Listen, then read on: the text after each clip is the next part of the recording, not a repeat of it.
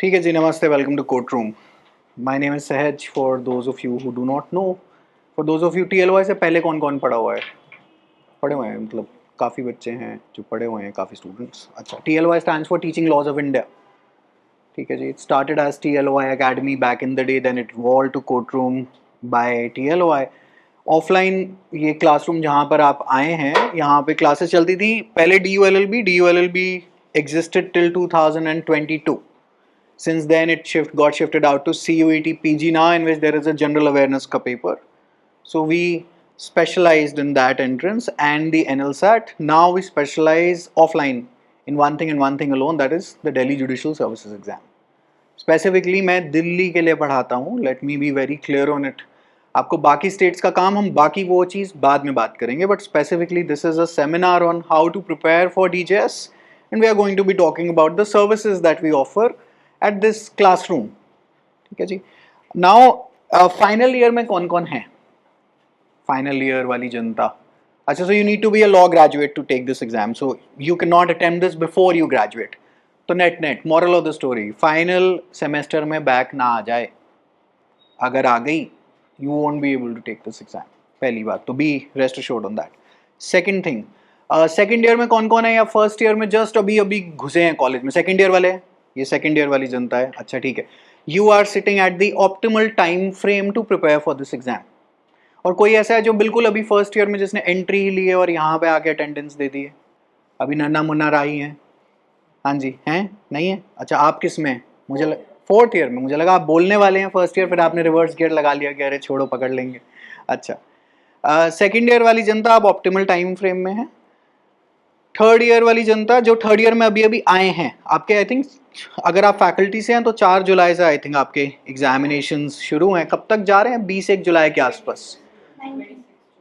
हाँ, 19th. Third year वालों के 19th है. इसीलिए हमारा अभी जो बैच चल रहा है, यहाँ पे एक बैच चल रहा है जो कि 9 अप्रैल को शुरू हुआ था. रफली around 12 people are sitting offline, 22 या 25 आर सिटिंग ऑनलाइन, क्योंकि online offline classes are the same. यहाँ पे वो जो लोग यहाँ से टीएलवाई से पढ़े हैं, तो हम लोग पहले प्री रिकॉर्डेड फॉर्मेट में काम करते थे in the online space. This exam can not be tackled by that mode, otherwise I prefer that. The less people interaction the better. However, these classes they require a certain different approach. अब समझते हैं इस paper को कि आप like for example, अच्छा specifically Delhi के साथ कौन कौन सा और कोई स्टेट टैकल आउट कर रहे हैं? यूपी टारगेट है, बिहार टारगेट पे है, राजस्थान टारगेट पे. आरजेएस दिया है किसी ने अभी अभी जो हुआ था, देकर आए हैं? अच्छा, नेगेटिव मार्किंग नहीं है तो सब कुछ अटेम्प्ट करके आए हैं कि नहीं आए? अच्छा ठीक है. हर स्टेट की थोड़ी थोड़ी सी अप्रोच डिफर आउट कर जाती है, हाउएवर जड़ वही है. जड़ में क्या क्या है बोलिए, आप बोलिए. कॉमन सेंस है. अब तो आप लोग बड़े लोग हैं, इन द सेंस कोई फर्स्ट ईयर वाला नहीं बैठा हुआ, आप लोगों को पता है कि क्या करना है क्या नहीं करना. बताइए कोर क्या है, कोर सब्जेक्ट्स क्या हैं जो ओवरलैप हर जगह ही इस्तेमाल होंगे? सब कुछ सेम ओवरलैप हो जाएगा. सो फॉर एग्जाम्पल, अगर मैं मान लेते हैं, लोग यहाँ पे आके पूछते हैं कि जी फिर बाकी स्टेट्स का क्या करेंगे? अरे भाई सब 70% सिलेबस तो सेम ही है. 70% सिलेबस मैं ऑफिशियली इसलिए नहीं बोलता हूँ, उसका कारण क्या है कि कल को आप मेरा कॉलर पकड़ लेंगे कि वो आपने बोला था वो यूपी की जमींदारी एक्ट का नंबर पेपर आता है, उसका क्या करें? मैं तो दिल्ली से हूँ, मुझे तो अभी दिल्ली ही आती है. See, we specialize in a certain sort of a food at this restaurant, and if you try to come into my Mughlai restaurant and order Chinese, तो मेरे दिमाग में आएगा कि मैं चाइनीज़ भी क्यों नहीं सप्लाई कर रहा हूँ. However, I do not know. हाँ, मैं कच्चा पक्का कुछ ना कुछ बना के आपको दे दूंगा, वो काम हम यहाँ नहीं करते हैं. So we start off with pre of DJS. ठीक है जी, आपके दिमाग में कोई ना कोई एक कीड़ा ज़रूर आएगा, उसका नाम है कि प्री तो हो ही जाता है. नहीं होता है. इस साल का कट ऑफ था 162 out of 200. It used to be at 129. इस साल का cut off shot up to 162. मैं सिर्फ यूआर्स के बारे में बात करूंगा, कैटेगरी कट ऑफ्स के बारे में नहीं बात करूंगा. 162 out of 200 is insanely high. It is insanely high. Why? Because आपके कितने हो गए? 70% के आसपास हो जाना चाहिए, 70 से भी ऊपर चले गए आप. उसका कारण क्या है? एनएलयूज से कोई है? अच्छा, क्लैट किसी ने दिया था? क्लैट दिया हुआ है, ठीक है जी. अच्छा, कहीं पहुंचे थे क्लैट फ्लैट देके, मतलब इन द सेंस कोई टॉप 5 कुछ कहीं पे पहुंचे थे? कहीं भी नहीं पहुंचे थे, कोई भी दिक्कत नहीं है, काफ़ी लोग नहीं पहुंचते, ऐसी कोई दिक्कत नहीं है। अब आप उस मोड में हैं कि ठुकरा के मेरा प्यार इंतकाम देखेगी, और आप तो 3-4 हैं, अब आपके जैसे 10 लाख और हैं पूरे देश में। अच्छा, पढ़ने वाले भी कम नहीं है और पढ़ाने वाले भी कम नहीं है। आर्टिकल 280 में फाइनेंस कमीशन दे रखी है, ये तो मैं भी बताऊंगा, कोई और भी बताएगा, और यूट्यूब पे भी कहीं ना कहीं ये सब है ही। इसीलिए रिसोर्सेज जैसे जैसे उपलब्ध बढ़ते चले जा रहे हैं, पेपर की कॉम्प्लेक्सिटी उतनी बड़ी नहीं, cut off shot up through the roof, went from 130s to 160s। और यकीन मानिएगा ये पेपर लीक नहीं होता है। मैं स्पेसिफिकली दिल्ली वाले के बारे में बात कर रहा हूँ कि किसी के दिमाग में आए जैसे नीट में क्रियाक्रम, ये दिल्ली हाई कोर्ट के अंडर का पेपर है। आप दिल्ली हाई कोर्ट में नौकरी की एक आवेदन पत्र डाल रहे हैं कि मैं आपके यहाँ नौकरी के लिए अप्लाई कर रहा हूँ। आपने शायद सेमिनार पहले अटेंड करा हुआ है, नहीं करा हुआ है? करा हुआ है। आप दोबारा वापस आए हैं, क्या नाम है आपका? वासु कौशिक। अच्छा, आप तो यहाँ पे फ्रीक्वेंट आते हैं। अच्छा, अब यह पकड़ लेते हैं कि हाई कोर्ट में जब आप नौकरी के लिए अप्लाई कर रहे हैं, तो मुझे बताइए कि आपकी टेस्टिंग किस बेसिस पे हो रही है? बोलिए, वो क्या चाहता है आपसे? सिचुएशन कैसे हैंडल कर रहे हैं। और मैंने अभी जैसे इनको एक पकड़ के एक सुई चुभो दी, अगर ये काम गए, ये मैं इंटरव्यू में चेक कर लूंगा उसका कारण क्या है, इंटरव्यू रखा क्यों हुआ है। 2 साइड के वकील आएंगे और क्या करने आ रहे हैं, ऐसे ही आप पे इंडिविजुअल पे प्रेशर बना देंगे। देखिए, दोनों साइड के वकील आ रहे हैं, एक झूठ बोल रहा है और एक थोड़ा सा सच बोल रहा है।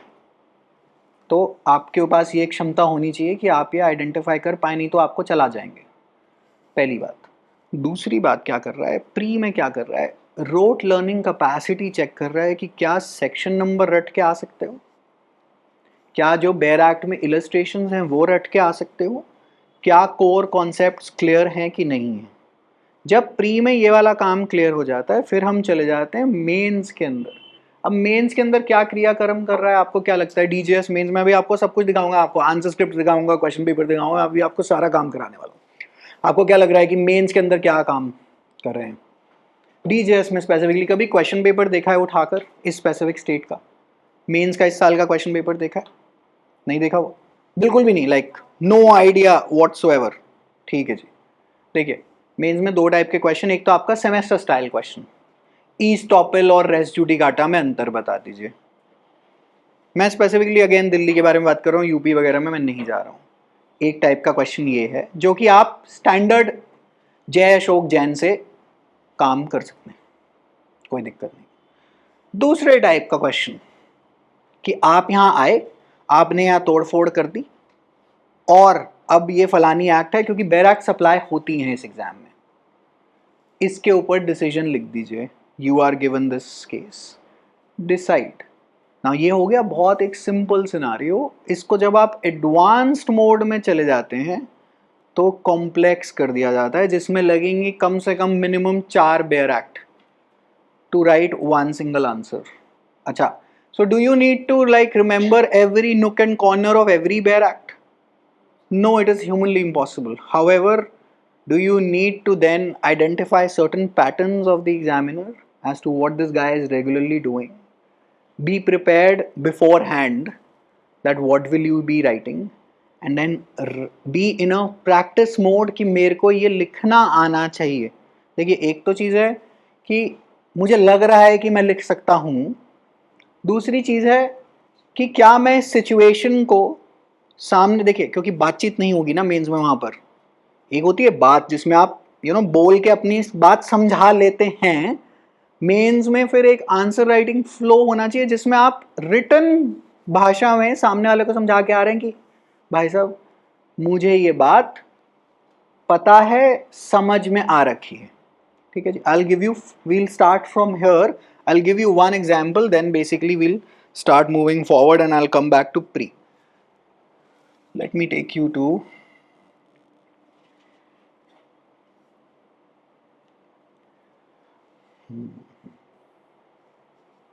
इस साल का मेंस का पेपर है, ओके? अच्छा, expression rash or negligent act has been mentioned in IPC. What conditions are to be satisfied for conviction under the above code? Standard है, आईपीसी सामने पढ़ी होगी आपके वहाँ पे, ऐसी कोई दिक्कत नहीं है।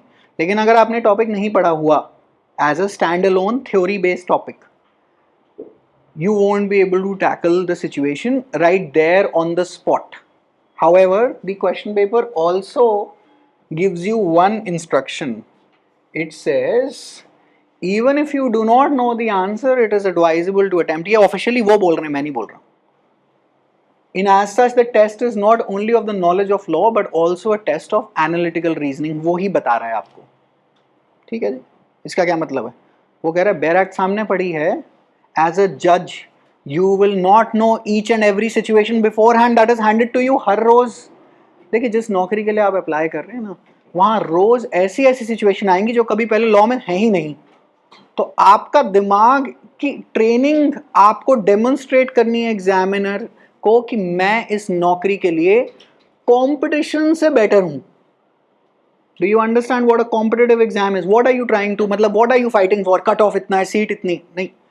ऐसा है, देखिए रेस्ट ड्यूटी काटा सबको पता है, पता ही है, ओवरऑल पता ही है कि भाई साहब ये हो चुका है, इस पे डिसीजन दोबारा नहीं आएगा. आपको क्या लगता है आपके कंपटीशन को नहीं पता है? बिल्कुल पता है. तो आप लोग अगर एक सीट पे 10 आदमी लड़ रहे हैं तो जीत कौन रहा है? रिजर्वेशन और कोटे वोटे सब साइड कर देते हैं. बोलिए कौन जीत रहा है? बोलिए बोलिए. जो एग्जामिनर को बोल सकता है मेरे को इससे बेहतर पता है.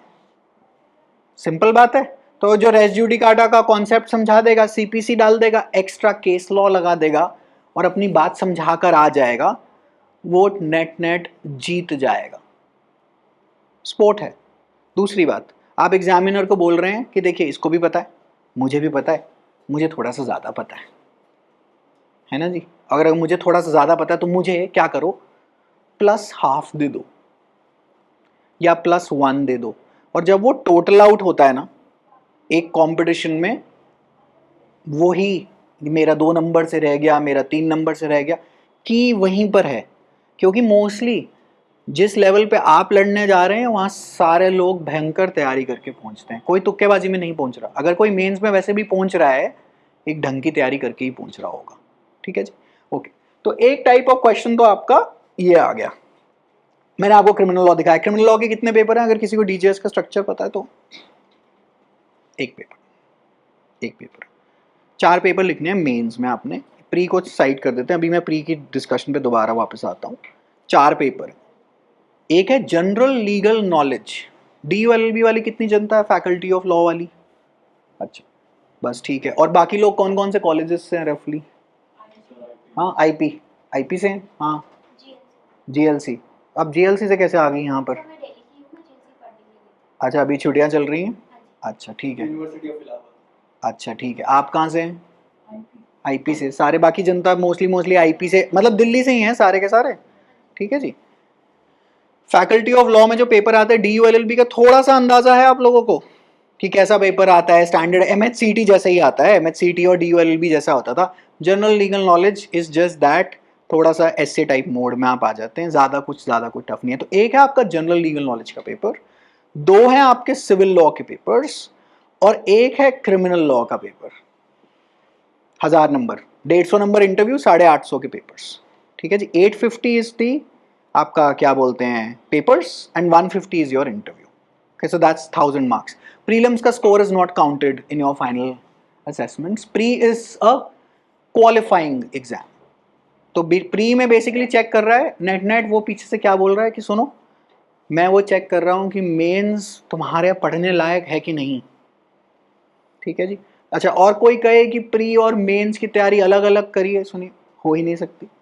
कंबाइंड ही है. जब सेक्शन एक बार पढ़ रहे हैं तो साथ में थ्योरी पढ़ रहे हैं. हाउएवर जब प्री नोटिफाई होता है उससे 1 महीना पहले आपको डेडिकेटेडली प्री पे उतर आना पड़ता है कि उस टाइम पे आप क्या हैं, जय रट्टा, जो कि आप 8वीं कक्षा से करते हुए आ रहे हैं, रट्टा मोड ऑन. 1 महीना चाहिए.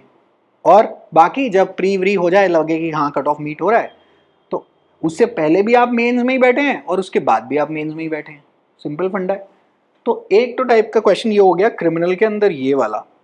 अब जरा आगे चलते हैं और देखते हैं कि और क्या पूछ रहा है. अच्छा, now we come here to general legal knowledge.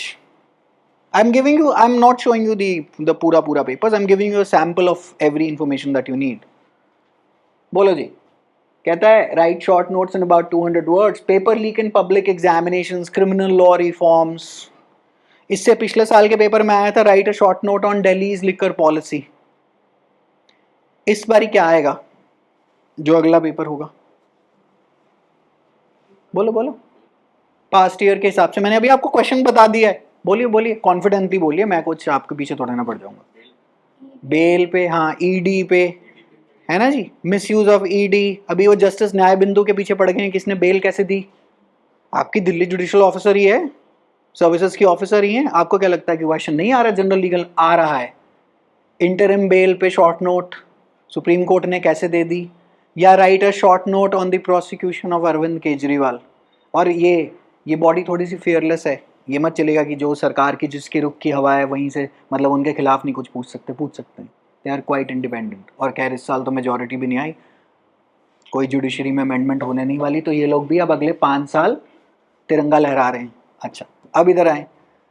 Bilkis Bano, UCC. ये तो आप, मुझे लगता है अगर आप एक जनरल लीगल अवेयरनेस रखते भी हैं, लाइक अगर आप थोड़े से भी करंट अफेयर्स से अट्यून्ड हैं, तो आप ये टैकल आउट कर पाएंगे. मतलब इसको देख के विमेन्स रिजर्वेशन, ये तो यार 106th अमेंडमेंट, जिन्होंने इस साल की एंट्रेंस वगैरह की तैयारी करी होगी, ये सब रट के वैसे ही गए होंगे. National judicial appointment commission, NJAC 99th amendment struck down etcetera. First जज ट्रांसफर केस, सेकंड जजेस ट्रांसफर केस, ये सब स्टैंडर्ड स्टफ है. Can you not tackle this, you tell me. कह रहा है short notes in about 200 words. 200 words कितने होते हैं? 2 शीट, 1.5 शीट. लिख लेंगे, आसान है. मेरा एक ऑब्जेक्टिव ये भी है इस सेमिनार की, आपके दिमाग में से इस पेपर का थोड़ा सा डर निकालते हैं. अच्छा, please specify whether the following statements are true और फॉल्स. ठीक है, याद आ रहा है? जस्टिस एम फातिमा बीवी was the first lady chief justice of India. Lady chief justice of India कब बनी? अभी तो नागरत्ना ने बनना है 2027 में. बीवी Nagarathna first lady chief justice बनेगी. शी वाज द फर्स्ट जज ऑफ द सुप्रीम कोर्ट. अच्छा, ये यहाँ पे फन फैक्ट आया क्योंकि ये अभी अभी गुजरी थी. ठीक है जी. अब इसमें आपने क्या करना है, सिर्फ ट्रू फॉल्स लिख कर आना है, कुछ नहीं पूछ रहा आपसे. टेक्निकली स्पीकिंग है तो एक तरह से MCQ ही. 4 ऑप्शंस की बजाय 2 ऑप्शन दे दिए, कह रहे बता दो भैया ट्रू है या फॉल्स है. ऐसे टाइप के क्वेश्चन टैकल आउट कर लेंगे, इतना तो कठिन काम नहीं है. अच्छा, आगे चलते हैं. कह रहा है explain the legal perspective in 3 or 4 sentences each. Electoral bond, स्टेरी decisis कर लेंगे, स्टैंडर्ड स्टफ है. ज़्यादा कोई, मुझे बताइए आपके LLB एंट्रेंस से उतना ज़्यादा कहाँ अंतर आ रहा है? नहीं है, इसमें तो नहीं है. कह रहे ये तो DJS इन्होंने बोला था सबसे टफेस्ट काम है. हाँ, तो अभी तो पार्टी शुरू हो रही है. ये तो एक लॉलीपॉप दी है उन्होंने 250 नंबर की, चलो थोड़ी सी आपका स्ट्रेस उड़ा देते हैं, है ना जी. अच्छा, तो 2 दिन में आपने 6 घंटे पेपर लिख कर आने. 4 पेपर देंगे, दीजिएगा 3-3 घंटा ईच. तो एक सुबह दोपहर, सुबह दोपहर. तो इसका मतलब इंस्टाग्राम की रील छोड़नी पड़ेगी. अटेंशन स्पैन थोड़ा बड़ा चाहिए, क्योंकि बिना संगीत के बैठेगे तो पीछे भांगड़ा के गाने चल रहे हैं और आप वहाँ आंसर लिख रहे हैं, नहीं चल पाएगा काम. You need to get trained into having a longer attention span. ठीक है जी. अच्छा, जनरल लीगल नॉलेज का थोड़ा सा डर कम हो गया. ओके, ये प्रिपेयर है. प्रील्स इन्होंने गलत लिखा है, मेरे टाइपिस्ट ने प्रेसी राइटिंग है, तो कह रहा है इसको शॉर्ट फॉर्म, इसका जरा एक शॉर्ट समरी निकाल के दे दो. So precis writing is a skill, basically very easy skill to develop. Translate the following into Hindi. एक स्किल आपको और चाहिए, उसका नाम है हिंदी ट्रांसलेशन. अब ये कैसे आएगी? अगर मान लेते हैं हिंदी किस किस की खराब है, मैं गर्व से कहिए कि हमारी मातृभाषा में हमें खराबी है. सुनिए, न्यूज़पेपर सब्सक्रिप्शन लगा लीजिए. दैनिक भास्कर, अमर उजाला, जौन सा मर्जी नव भारत टाइम्स लगा लीजिएगा मैंडेटरली. और दिन में अपने आप को पीड़ा और कष्ट देकर आज से ही आधा घंटा अखबार पढ़नी शुरू कर दीजिए, बस. अच्छा, अब अगर आप सीरियस हैं इस पेपर को लेके, दूसरा क्या काम करना है? कोई भी न्यूज़ आर्टिकल पढ़ ली, न्यूज़ आर्टिकल पकड़ लिया, उसकी इंग्लिश में, इंग्लिश तो ठीक है ना आपकी, इंग्लिश में लिखना शुरू कर दीजिए. और तकरीबन 6 महीने बाद, ये शुरुआत में काम अटेम्प्ट करिएगा मत, 6 महीने बाद आपके इंग्लिश वाले को हिंदी में ट्रांसलेशन करनी शुरू कर दीजिएगा। इंग्लिश के तो आर्टिकल्स ऑनलाइन भर भर के कोई सा भी पकड़ लीजिए और ट्राई करिएगा कि हिंदी में आप कितना अनुवाद कर पा रहे हैं। ये स्किल इज द मेक और break in this paper, because this exam this paper is the most rewarding. अगर आपकी सिलेक्शन हुई तो वो यूजुअली इस पेपर से निकलती है। यहाँ भर भर के लंगर हॉल में नंबर मिलते हैं, बाकी पेपर टफ है। तो जो इजीएस्ट पोर्शन है वहाँ तो हम ये काम कर लें। फ़ोन साइलेंट पे कर दीजिए, ठीक है जी। अच्छा आगे चलते हैं। अच्छा कई लोगों को गलत फहमी है कि लीगल पैसेजेस की मुझे ट्रांसलेशन चाहिए, तो वो यूट्यूब पे भी काफ़ी जगह पे मैंने एडवाइस सुना हुआ है कि आप लीगल हिंदी पढ़ लीजिए, मतलब लीगल में चले जाइए, डिगलॉट बेयर एक्ट वगैरह। आइए ज़रा थोड़ा। कह रहे संगा Moses grew up in a small Ugandan village of thatched over dwellings that lacked electricity, yet he became his clan's first college graduate and took a bank job in Kampala। ये कहाँ है? ये तो स्टैंडर्ड अंग्रेजी का novel style passage है, right? इसको आपने हिंदी में डालकर आना है, तो क्या वो लिखेंगे? संगा मोजेस बड़ा हुआ, ऐसे कुछ टूटी फूटी हिंदी में नहीं चलेगा। थोड़ा सा इसका फ्लो बनाना आना चाहिए, तो इस पर आप स्किल डेवलप करेंगे। और ये कैसे होगी? इसका एक ही तोड़ है, चाहे आप लाइव लॉ हिंदी में सब्सक्रिप्शन ले लिए, कुछ नहीं होने वाला। हिंदी का अखबार, पूर्ण विराम। और अगर आपकी हिंदी बहुत महान स्तर पे खराब है, फिर मैं आपको दूसरी प्रो टिप ऑफ लाइफ दे रहा हूँ। या तो ओशो को हिंदी में सुनना शुरू कर दीजिए, या कुमार विश्वास को सुनना शुरू कर दीजिए। किसी के बोलने से आपके थोड़े टाइम पे जुबान पे हिंदी चढ़ जाएगी। जो लोग हिंदी के बहुत बढ़िया और उच्च श्रेणी के वक्ता हैं, वो कह रहे हैं जी मेरी भी हिंदी मैं सुन सुन के सीख ली। तो आप भी, लेकिन सुनिएगा, ये एक दिन की प्रोसेस नहीं है, इसमें समय लगता है। और आप अपने आप को इस पेपर के साथ जो ब्याह करने जा रहे हैं यहाँ पर, 1 साल का समय दीजिएगा। उससे पहले अगर आपको लगता है खटखट वो दीदी ने कहा था यूट्यूब पे कि 3 महीने में हो जाता है, दीदी झूठ बोल के गई हैं, नहीं होता है। क्योंकि देखिए यूट्यूब पे क्या है, एडिटिंग और वीडियो बनाना बहुत, यकीन मानिएगा, सबसे सरल काम है। इसको करना कठिन काम है। और आप देखेंगे वहाँ काफ़ी जगह यूट्यूब पे कमेंट्स डिसेबल कर दिए गए हैं, क्योंकि नीचे काफ़ी लोग सच बोल के चले गए कि आप गलत बता रहे हैं या बता रहे हैं या बता रही हैं। ऐसा बहुत सारा एडवाइस है। तो इंटरनेट से एडवाइस उठाने से पहले ये डिसाइड कर लीजिएगा कि ये क्या आप पे मान्य। देखिए मेरे 7 नंबर का चश्मा आपको नहीं सूट करेगा, आपका 3 नंबर का चश्मा मेरे को नहीं सूट करेगा। टॉपर्स की क्या यूजुअली आदत होती है, एक तो पहली बात, अगर उनका कहीं कोटा के थ्रू कुछ काम हुआ है तो बाकियों को कहते हैं अरे हमारा हो गया, तुम्हारा कैसे नहीं हो रहा। वो नहीं बताते कि कोटा वोटा है। दूसरी बात, भाई अगर आप टॉपर व्यक्ति हैं 8वीं 9वीं कक्षा से, ओलंपियाड लेवल वाला, आपका तो जीवन में वैसे ही आप तो वो व्यक्ति हैं जो बिना पढ़े पेपर टॉप कर देता था। अब आप बाकियों को बोल रहे हैं कि तुम गधा हो। भाई देखिए हम हैं सामान्य आदमी, हमें थोड़ा ज़्यादा समय लगेगा इस बात को स्वीकार करने में, ज़्यादा आसानी। मैं ये नहीं कह रहा कि सारा एडवाइस ही गलत पड़ा हुआ है, बट उस एडवाइस को डबल चेक आपको करना है बिफोर इम्प्लीमेंटिंग इट।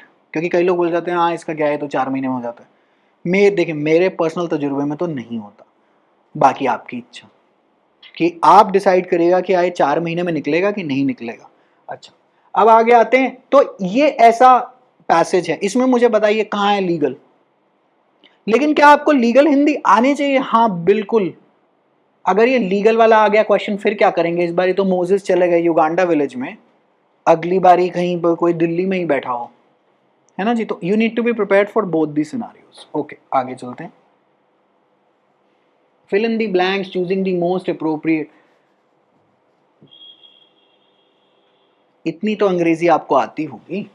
हाँ, designing board games for a living is interesting though not a particularly dash awful lucrative tiresome job. Standard अंग्रेजी है, लॉ एंट्रेंस वाली, ज़्यादा कठिन तो नहीं है।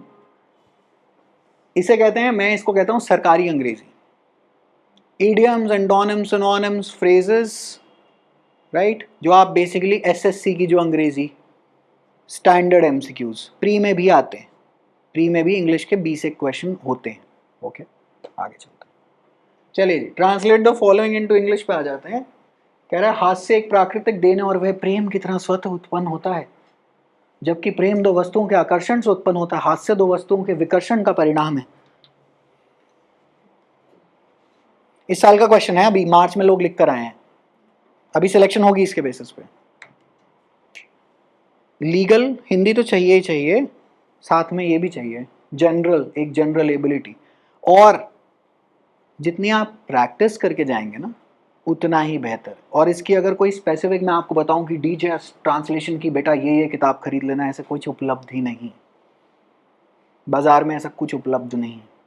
ये आपको रेगुलर अपने एंड पे प्रैक्टिस करनी पड़ेगी। और अब मान लेते हैं आप किसी कोचिंग वोचिंग में नहीं, इंस्टीट्यूट में कहीं एनरोल नहीं हुए, और आप मान लेते हैं सेल्फ प्रेप वाला आदमी है, फिर क्या करेंगे बोलिए इसके लिए? अगर मान लेते हैं आप लिख रहे हैं, लिख तो आप लिए, किसी से चेक कराइएगा। कोई तो होगा रिश्तेदारी में जिसकी अंग्रेजी हिंदी ठीक होगी, या कोई फेलो स्टूडेंट होगा, चेक करा लीजिएगा कि ठीक लिखा है, इसमें क्या बेटर आउट हो सकता है। किसी ना किसी एक व्यक्ति को ढूंढ लीजिएगा। ठीक है जी, आगे चलते हैं। चलो जी, write an essay of 500 words last. मैं भी उसी पेपर में हूं। The threat of fake news, use of artificial intelligence, not really that tough. You just have to be slightly in tune with the overall theme of the society, right? Artificial intelligence है, अब मान लेते हैं, let us say this year some AI breakthrough happens in the field of lawyering. Guess what happens? That's an essay topic, end of story. Simple फंडा है। तो this you need to be well prepared in advance कि हाँ भाई मैं इतने इतने topic दिमाग में रख के चल रहा हूँ। अच्छा, अब यहाँ पे आ सकता है कि advantages or disadvantages of attaining parliamentary majority। इस साल majority is in the topic। Prepare करके चलिएगा। आ गया तो ठीक है, नहीं आया तो फिर आपके दिमाग की भी तो क्षमता है कि उसी टाइम उस मोमेंट पे उस स्किल को यूज करके कैसे आप सिचुएशन टैकल आउट करेंगे। तो this is paper number 1, general legal knowledge, 250 number. I have given you a brief feel, not that tough, provided that you have 2 skills, essentially 2 skills, Hindi English translations. बाकी सब आप tackle out कर सकेंगे। आपके LLB entrance level पे आपके पास जो तैयारी होती है सेम टू सेम यहाँ पे इस्तेमाल आ जाएगी। वो जो आप रट्टे मारते थे ना, international education day, national voters day, commencement of the constitution, national constitution day etcetera, सब काम आएगा। कहाँ पे? वो ट्रू फॉल्स लिखने में भी काम आता है। अंडरस्टूड? ओके, आगे चलते हैं। अच्छा, ये क्रिमिनल लॉ नहीं, ये सिविल लॉ है। चलो जी, let me show you one specific question, then I am going to be asking you as to what do you do in such a situation.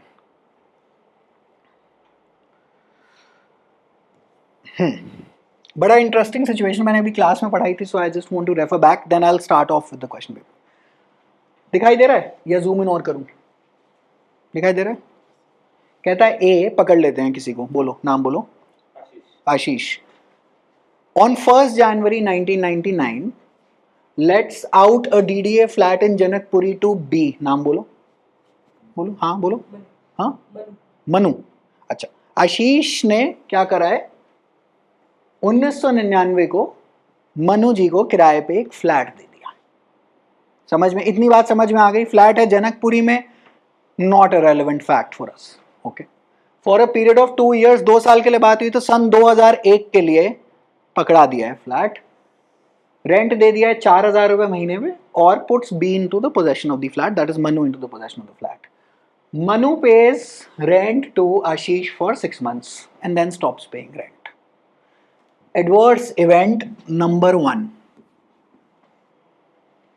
she stopped paying rent की ना, मैंने भी LLB करी, भेजो notice, देखेंगे जो होगा सो देखेंगे। अच्छा, A did not take any action for recovery of rent from B, Mubarak. Adverse event number 2, he did not go to court, he did not take any action. That means technically speaking he is agreeing to सामने वाले का क्रियाकर्म कि कोई बात नहीं जी, कि मनु जी को किराए पे फ्लैट दिया है, मनु जी को जिंदगी में कोई दिक्कत आ रही होगी तभी तो रेंट नहीं दे पा रहे हैं। अच्छा, और for eviction of Manu from the set flat on the ground of non payment of rent. Ashish ji को मान लेते हैं, अब आशीष जी पर्सनली मत लीजिएगा, आशीष जी भगवान को प्यारे हो गए कि इन्होंने मेरे को किराया नहीं दिया। ए डाइज ऑन 1 जून 2001, मुबारक। कह रहे भगवान से मिलना है तो मैं जा रहा हूँ। अच्छा, फिर क्या किया इन्होंने, Manu continues in possession of the DDA flat. अब क्या करा? She is staying there. अच्छा, अब हुआ क्या है सिचुएशन के अंदर? हुआ क्या है? निगम बोध पहुंच गए, नहीं पहुंचे मतलब यहीं पे बैठे हो, ईश्वर करे कि 50 साल और उम्र हो, उसके बाद चले जाना, लेकिन कोई बात नहीं. Manu however continues to pay electricity and water charges of the said DDA flat. मतलब वो अपनी एक तरह से एक ड्यूटी निभा रहे हैं कि बिजली पानी का बिल देते चले जा रहे हैं. As per arrangement between Ashish and his banker, इन्होंने क्या करा, एक ऑटो डेबिट ऑन करा रखा है. Property tax of the said DDA flat was directly paid from the account of Ashish, and the said bank to the MCD continued to be so paid even after the death of Ashish. ये क्या चक्कर हुआ?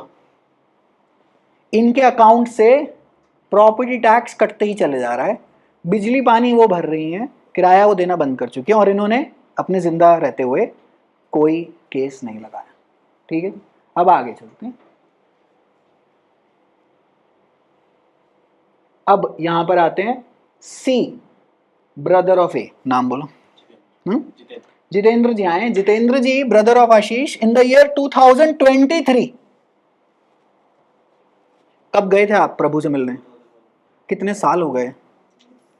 बोलिए. 22 years. Adverse possession का limitation period क्या है? 12 years. ये तो स्टैंडर्ड आपको सबको पता है. 12 साल है. लो 12 साल है. 12 साल अगर आप बिना टाइटल के बैठे हैं आराम से तो बैठे रहिए. अच्छा. Gets the leasehold rights in the said DDA flat converted into freehold. Leasehold freehold का अंतर पता है? कुछ कभी सुना है ये दो terms, leasehold and freehold? Leasehold property वो होती है जो जिसका टाइटल DDA या MCD के पास ही है, तो आप लीज पे बैठे हैं, मतलब टाइटल आप मालिक नहीं है. मालिक कौन है? मालिक जो ओरिजिनल जो इशूइंग अथॉरिटी है.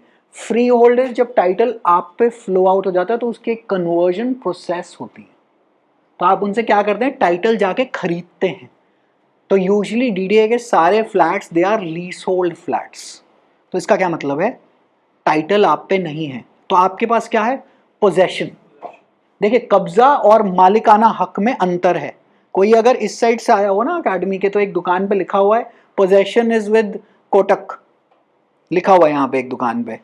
तो टाइटल उसी के पास होगा, तो उसने वहां पे टाइटल अपना गिरवी रखवाया होगा मॉर्टगेज पे.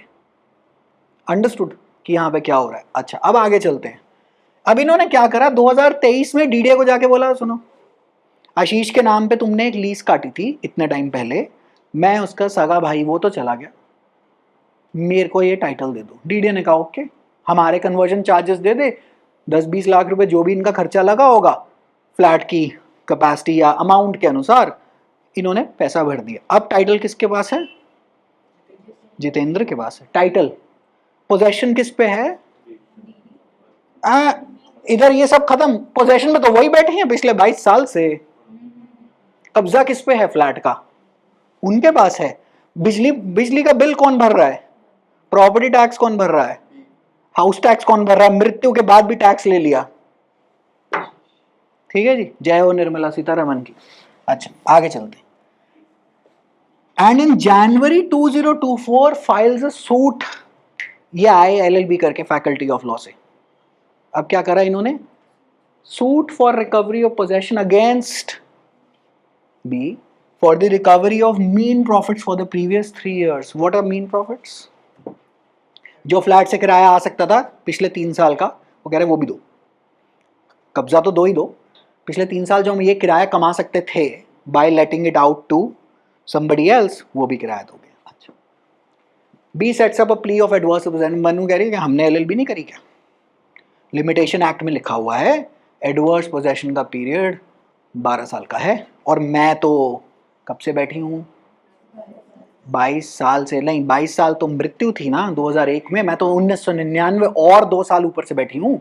कह रहे तू 12 कह रहे है ना, तो 24 है. कह रहे वाह, ये तो अच्छा ही नेक्स्ट लेवल गुंडाई चल रही है यहाँ पर. अच्छा. Decide the said plea of adverse possession 12 number. बोलिए.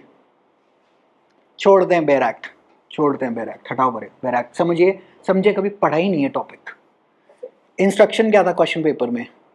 Even if you do not know the answer, attempt it. करिए अटेम्प्ट. मैंने आपको, आप न्यायमूर्ति हैं, उसी नौकरी के लिए अप्लाई कर रहे हैं, बोलिए क्या करेंगे? मन्नू की साइड पे कितने हैं? अरे कोई ना, कोई तो आओ। मन्नू की साइड पे कितने हैं? हाँ ठीक है। अच्छा, और इनकी साइड पे, जितेंद्र की साइड पे कितने हैं जिनको कब्जा मिले? मन्नू खुद ही इस साइड पर। आशीष कह रहा मेरा क्या है? अच्छा सुनिए, तो आप ये साइड लेके डिसीजन देंगे? अच्छा बोलिए क्या डिसीजन देंगे? मन्नू की साइड वाले क्या डिसीजन देंगे? लिमिटेशन पीरियड में केस ही नहीं लगा पा रहे आप। अच्छा, और इधर जितेंद्र की साइड पे कौन से क्या डिसीजन देंगे? बोलिए। हाँ क्यों नहीं आ पाए? अच्छा अच्छा, हाँ बिल्कुल ठीक बात है, बिल्कुल ठीक बात है। कितने मार्क्स का क्वेश्चन है? 12 मार्क्स का है। सुनिए, आपके पास, आपको लगता है टाइम है ये समझाने का कि सीपीसी में ऐसे आएगा, सूट प्लेंट ऐसे लगेगी? कुछ भी नहीं करना है इसके अंदर। अगर ये 30 मार्क्स होते ना तो ये पूरी आपको बर्बादी मोड में जाना पड़ता, हर बैराक की हर चीज एक्सप्लेन करनी पड़ती। इसके अंदर आप क्या लिखेंगे? सिंपल सिंपल बात है, मैं आपको आंसर नहीं बता रहा हूँ। एडवर्स पोजेशन, ये क्वेश्चन है actually, adverse possession starts from when? 12 साल तो 12 साल तो हमने बोल दिया। When? No no no no no no no, वहां पे लिमिटेशन एक्ट सामने पड़ी होगी आपकी, तो आर्टिकल नंबर 65 देखना है, वहां पे लिखा हुआ है when the possession becomes adverse to the plaintiff. From when मतलब the period is starting from when the possession becomes adverse to the plaintiff. Plaintiff कौन था? ये थे या ये थे? जितेंद्र के पास टाइटल आया उस दिन से गिन लूंगा मैं एडवर्स पोजेशन। आपके 12 साल वाला तो प्ली ही फॉल आउट हो गई। तो इस टाइम 12 नंबर में एग्जामिनर क्या चेक करना चाह रहे हैं सर जी? कि 12 साल तो आप करके आ ही रहे हैं। सुनिए, वो नन्ना मुन्ना राही मोड एलएलबी एंट्रेंस वाला लेवल कह रहे छोड़ दो। यहाँ पे बात आएगी कि केस वहीं का वहीं पेंडिंग है और आप एक ऑर्डर को लेके सुप्रीम कोर्ट तक अपील में पहुंच गए और वापस नीचे केस रिज्यूम करने आए हैं। आप समझ रहे हैं? तो टेक्निकली स्पीकिंग आपसे पूछ रहा है कि क्या कोर्ट रूम, अकेडमी नहीं, स्टैंडर्ड कोर्ट रूम की ऑपरेशन प्रोसीजर समझ में है कि नहीं है? क्योंकि नौकरी आप किसके लिए अप्लाई कर रहे हैं? To be the master of the courtroom. So therefore, you need to know the ins and outs of the powers that you have, and how will you know the powers? By studying the law, क्योंकि law के अंदर ही है ये। इसका, ये वकालत का test नहीं है, याद रखिएगा, वकालत का टेस्ट नहीं है। देखिए क्वेश्चन क्या कह रहा है, डिसाइड द सेड प्ली। इसके अंदर आप कहेंगे इश्यूज टू बी फ्रेम्ड या रेलेवेंट पॉइंट्स फॉर कंसिडरेशन, और उस पर डिसीजन देंगे। और नंबर किसके हैं? रेशियो के। और अगर मान लेते हैं आपको कोई एडवर्स पोजेशन का क्लासिक केस लॉ पता है तो डाल देंगे, मेंशन करेंगे, मेंशन करिए। अच्छा दूसरी बात, एडवर्स पोजेशन समझा कर आएंगे? बिल्कुल। तो एडवर्स पोजेशन का एक शॉर्ट नोट पहले से दिमाग में होगा तो जाके समझाएंगे। लिमिटेशन में बताकर आएंगे कि मैं ये देख पा रहा हूं। अच्छा मुझे बताइए इसमें एविडेंस एक्ट का क्या रेलेवेंस है? कुछ भी नहीं, शून्य। क्या मेंशन करेंगे? करना भी नहीं, आपके पास टाइम भी नहीं है 12 मार्क्स में, क्योंकि आपको बाकी क्वेश्चन भी तो टैकल आउट करने। ये है डीजेएस मेंस का एक सैंपल सिविल लॉ की साइड से। अच्छा तो मैंने आपको जो फॉर एग्जांपल जो बाकी जो क्वेश्चन जो मैंने आपको दिखा देता हूं मैं थोड़े से ऊपर ऊपर से। टीपीए कभी पढ़ी है? पार्ट परफॉर्मेंस 53A, थोड़ा थोड़ा। पार्ट परफॉर्मेंस में बेसिकली क्या है, किसी आदमी को आपने एक, बेसिकली उसने पार्ट पेमेंट करी, मान लेते 10 करोड़ की डील हुई, 1 करोड़ रुपए उसने पार्ट पेमेंट करी, आपने उसको पोजेशन दे दिया। अब वो वापसी 9 करोड़ रुपए आपको देना चाह रहा है और आप भाग गए। और let us say that document is registered 2001 के बाद, तो पार्ट परफॉर्मेंस में उसको अलाउ करेंगे पोजेशन और उसमें टाइटल भी दिलवा देंगे। और अगर 2001 से पहले अनरजिस्टर्ड हुआ तो भी चलता, लेकिन 2001 के बाद अमेंडमेंट के बाद काम नहीं हो पाएगा। ये सारे के सारे पॉइंट्स हैं। तो ये अब ये देखिए, अब यहाँ पे ये कह रहा है 10 नंबर का है, डिसाइड गिविंग रीजंस, मैं सिचुएशन में नहीं जा रहा। Also whether the plea of 53 of TPA is available to Shyamlal. तो रामलाल श्यामलाल वही, एक ने पोजेशन दे दिया होगा, एक पैसा नहीं दे रहा। ये डीजेएस मेंस है। अब एक कॉन्ट्रेरियन एडवाइस ये है कि अगर आप दिल्ली हाईकोर्ट, ये कहां से बनाया जा रहा है सामान? दिल्ली हाईकोर्ट की जजमेंट से। अब आप दो तरीके हैं, या तो आप अपना दिमाग इतना डेवलप कर लीजिए कि आप इस सिचुएशन को अपने आप, कोई भी सिचुएशन आए पर टॉपिक आप हैंडल कर सकते हैं, या आप दिल्ली हाईकोर्ट की जजमेंट्स के पीछे दौड़ना शुरू करिए। वो इतनी सारी हैं कि हो नहीं पाती। क्योंकि अभी जैसे अब छुट्टी खत्म होगी, दिन की पता नहीं कितनी सारी सिविल पे तो आ जाती हैं, आप सारी नहीं ट्रैक आउट कर सकते। कोई अगर आपको कहे कि ये सब्सक्रिप्शन ले लो, यहाँ से ट्रैकिंग शुरू करो, हो ही नहीं पाएगा। उससे बेटर अप्रोच ये है कि पार्ट परफॉर्मेंस का कॉन्सेप्ट आपको पता है, पार्ट परफॉर्मेंस की अमेंडमेंट आपको पता है, पार्ट परफॉर्मेंस के 3 क्लासिक केस लॉज आपको पता हैं, जो मुंह जुबानी आपको याद हैं। पार्ट परफॉर्मेंस की सिचुएशन आए, लिख दीजिए, इट इज अ 10 मार्कर, जीवन में आगे बढ़िए to the next 12 marker. And if this is a 30 marker, what do? You involve the CPC, you involve evidence, you involve the TPA, and you make a comprehensive answer. Understood? तो marking scheme के हिसाब से भी आपको देखना है कि answer आपने कैसे लिखना है। अच्छा, तो ये सारे के सारे जो पेपर हैं, ये जो सारे के सारे आपके जो क्वेश्चंस हैं, ये सारे के सारे आपके ऐसे ही आते हैं। Anil the owner of a house files a petition for eviction of Sunil under the DRA। Understood? ये सारे के सारे आपके ये सारा का काम आता है फिक्शन पे। तो अब आप मुझे बताएं कि आप इसकी तैयारी कैसे करेंगे? थ्योरी पढ़ पढ़ के? बोलिए। थ्योरी विद केस लॉज, और बोलिए।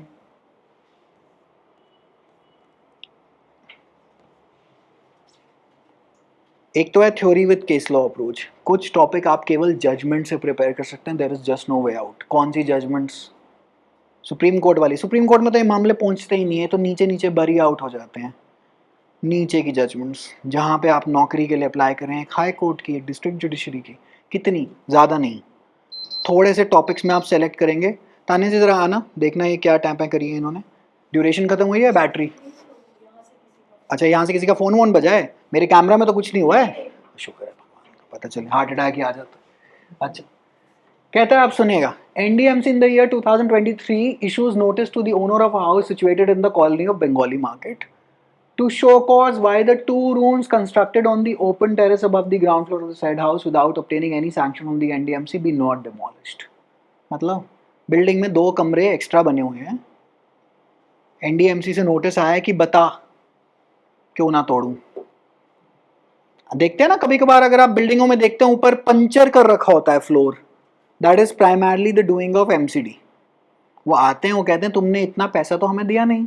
मैं घूसखोरी की बात नहीं कर रहा हूँ, मैं दूसरे पैसे की बात कर रहा हूँ जो ऑफिशियली तुमने इस बिल्डिंग को बनाने के लिए हमें देना था, वो तुमने दिया नहीं, हम आपकी बिल्डिंग तोड़ जाएंगे। Okay. It is the plea of the owner that the said construction was carried out nearly 10 years prior to the issuance of the notice, and the owner of the house in the colony had also constructed 1 or 2 rooms on the open terrace above the ground floor, and no action against them had been taken। कहता है बाकियों ने भी तो कर रखा है, यही कह रहा है क्वेश्चन में। अच्छा, the owner of the said house institutes a civil suit for the relief of permanent injunction restraining the NDMC from demolishing the 2 rooms, and also for the relief of mandatory injunction directing the NDMC to regularize the construction of the aforesaid 2 rooms। Great। Decide the suit, believing the pleas of the owner to be correct। कह रहा है एक ही side पे decision देना। अच्छा, also decide whether the release of permanent injunction can be granted or not। अब बोलिए 10 marks. इस क्वेश्चन को ना आप थ्योरी से टैकल कर पाएंगे, ना आप किसी केस लॉ से टैकल कर पाएंगे। आपका दिमाग इतना डेवलप हो कि आपने NDMC एक्ट में पढ़ा हो। अगर आप पास्ट ईयर स्कैन करेंगे, property tax, construction, demolition of property पे क्वेश्चन पूछता ही पूछता है, चाहे जो मर्जी हो जाए। कर लीजिएगा एनालाइज, आप भी इसी कंक्लूजन पे आ जाएंगे। तो क्या करेंगे, ऐसे क्वेश्चन की तैयारी करके रखेंगे। इसके अंदर कितनी थ्योरी, अच्छा, और है भी 10 मार्क्स का, तो 10 मार्क्स में परमानेंट इंजंक्शन थोड़ा बहुत समझा देंगे, what is a permanent injunction, standard answer लिख देंगे, उसके बाद अपना डिसीजन। लेकिन डिसीजन बहुत क्रिस्टल क्लियर होना चाहिए, पहली बात। लेकिन डिसीजन यूं ही थोड़े ना दे देंगे कि I decide in favour bye. थोड़ा सा केस को थोड़ा सा तो समझाएंगे कि इस साइड पे ये पलड़ा भारी पड़ रहा है, इसलिए मैं न्याय इस साइड पे, जो रिलीफ जो मेरे से मांगा गया है, मैं इस साइड पे डिलीवर करूंगा। अंडरस्टूड? ये बात क्लियर हो गई? This is DJS mains and this is what they are testing you on. तो क्रिमिनल लॉ वाला वो जो क्वेश्चन का स्टाइल देख लिया, ऐसी क्रिमिनल लॉ की साइड पे भी क्वेश्चन पूछ लेते हैं। यही, किसी ने किसी को खंजर मार दिया, वहां 5 आदमी नहीं खड़े थे, फिर उसने बोला था, मारते टाइम बोल रहा था कि देखा तूने, मैं तेरे से बदला लेके रहूंगा। तो उसके अंदर आपको सारा एविडेंस कनेक्ट एक्ट करना पड़ेगा, एविडेंस एक्ट सारी कनेक्ट करनी पड़ेगी।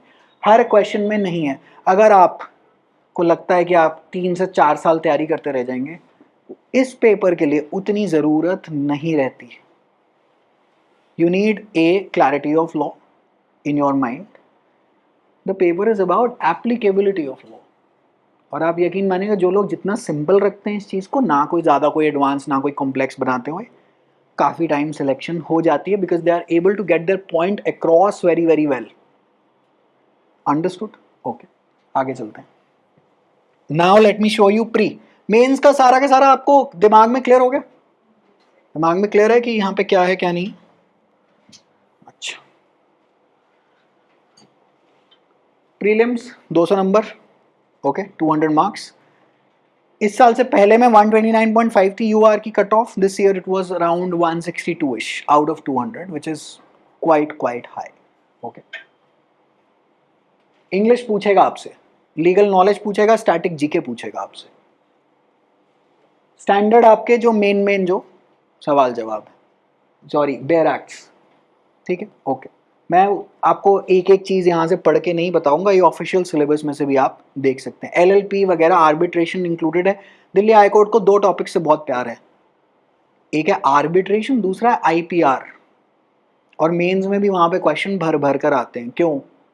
Delhi high court is the Dane of these two kinds of litigation, so they want you, भाई आपको नौकरी पे बुला रहे हैं, तो guess what do they want to do? They want more officers who are trained in these subjects beforehand.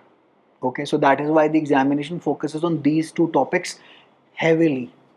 Arbitration में से भर भर के प्रीलिम्स में क्वेश्चन आते हैं, आर्बिट्रेशन में मेन से भी बहुत मोटा टॉपिक है क्वेश्चंस, मतलब they come in quite a voluminous style of asking. मतलब आपको you need to study arbitration. However, do you need to go to every nook and corner of the arbitration act? No. Arbitration is one subject which can only be studied from judgments and judgments alone. और judgments हैं supreme court की landmark बहुत सारी, वहाँ से आपको सारी length ब्रेंथ, और वैसे भी चंद्रचूड़ की जौन सी मर्जी जजमेंट उठा लीजिए वो दुख की ही है। कभी पढ़ी है कोई चंद्रचूड़ की? अभी रिसेंटली सीजेआई जो आपके हैं डिलीवर्ड, कोई जजमेंट पढ़ लीजिएगा, वो उस टॉपिक की दुख की है। आपको उसके बाद कोई किताब उठाने की ज़रूरत नहीं। होमवर्क, चंद्रचूड़ जी की जितनी भी जजमेंटें हैं पढ़ लीजिएगा, सवाल आते ही आते हैं। आफ्टर ऑल सीजेआई साहब हैं, आपके जुडिशियल सर्विसेज की एकेडमी भी उनकी ही फ़ैन है, तो वो काम कर रहे हैं वहाँ से प्रश्न आने ही आने। ओके, अच्छा, ये आपका पेपर स्ट्रक्चर हो गया। जनरल लीगल नॉलेज में आएंगे 250, 200, 200, 200, 850, ये पेपर है। प्री के 200 is just qualifying, not counted, और बाकी 150 marks are in the interview. It is as simple as that. Okay, अच्छा,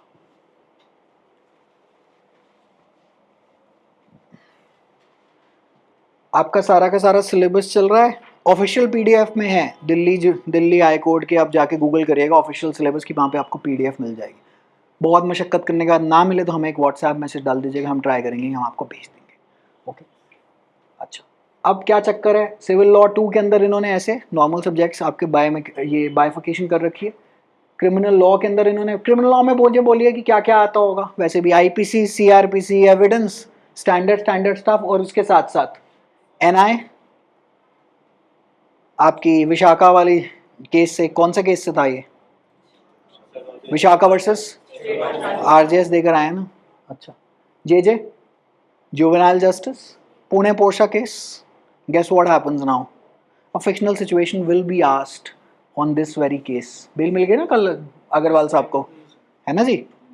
क्वेश्चन आ रहा है, क्वेश्चन आएगा। क्या अग्रवाल साहब का नाम लेके आएगा? नहीं, एक सिमिलर फिक्शनल सिचुएशन दे देंगे कि एक अमीरजादा बिल्डर की औलाद ने 2 लोग उड़ा दिए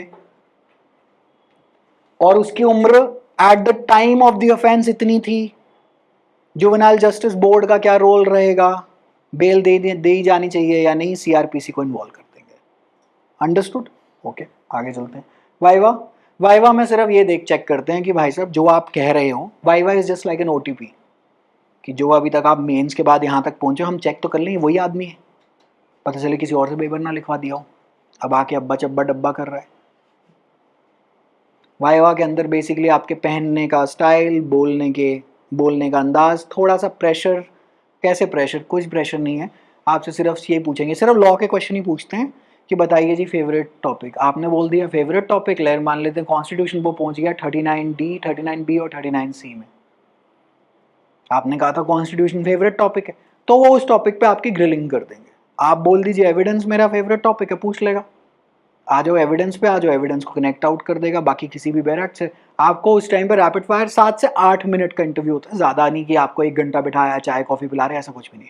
7 से 8 मिनट में you are in and you are out.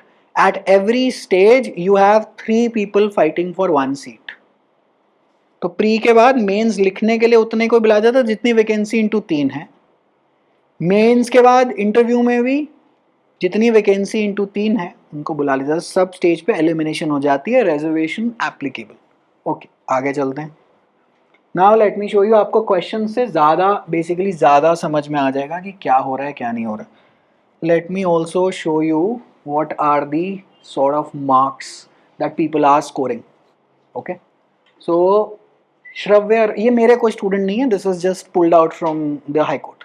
Okay, so let us say ये जो ये शॉर्ट लिस्टेड फॉर वाइवा आ गए, तो ऑफ कोर्स इनका तो इनके नंबर नहीं उन्होंने डिस्क्लोज करे, बट यहाँ पे देखते हैं जनरल लीगल नॉलेज में 162 आए, श्रव्या जी को पकड़ लेते हैं, इनके 194 आ रहे हैं अमित जी के। अमित जी ने काफ़ी अच्छा परफॉर्म करा 250 में से।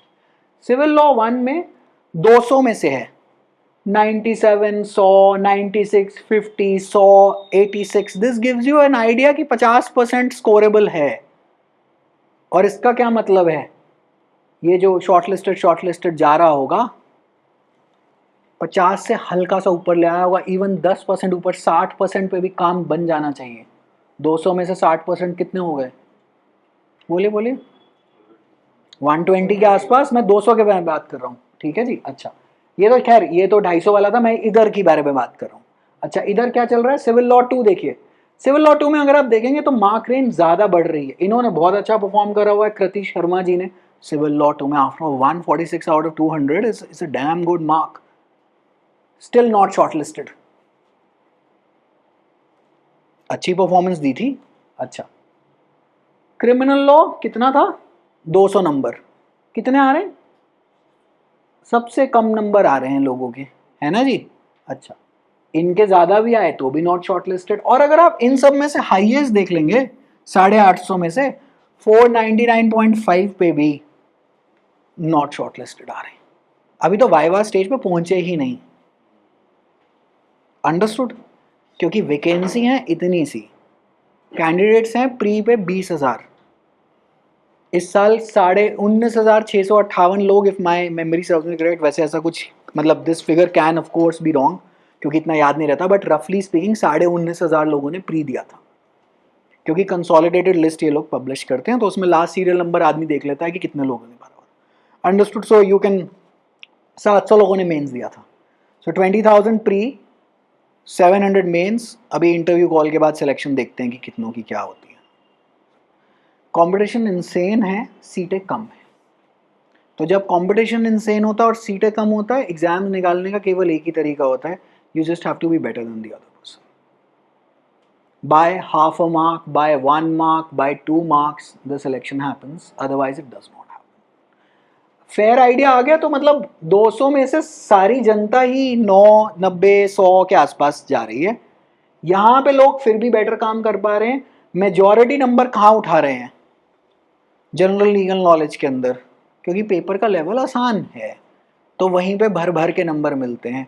मेरे बैच में से 2017 के बैच में से तकरीबन नहीं 17-18, मतलब 2-3 साल के बैच कंबाइन कर दूँ, 17 लोग दिल्ली जुडिशल सर्विसेज में हैं, मतलब जिनको मैं जानता हूँ ये फैकल्टी से, और सारे कहते हैं कि हमारी सिलेक्शन जनरल लीगल नॉलेज के पेपर के दम पे हुई थी जी।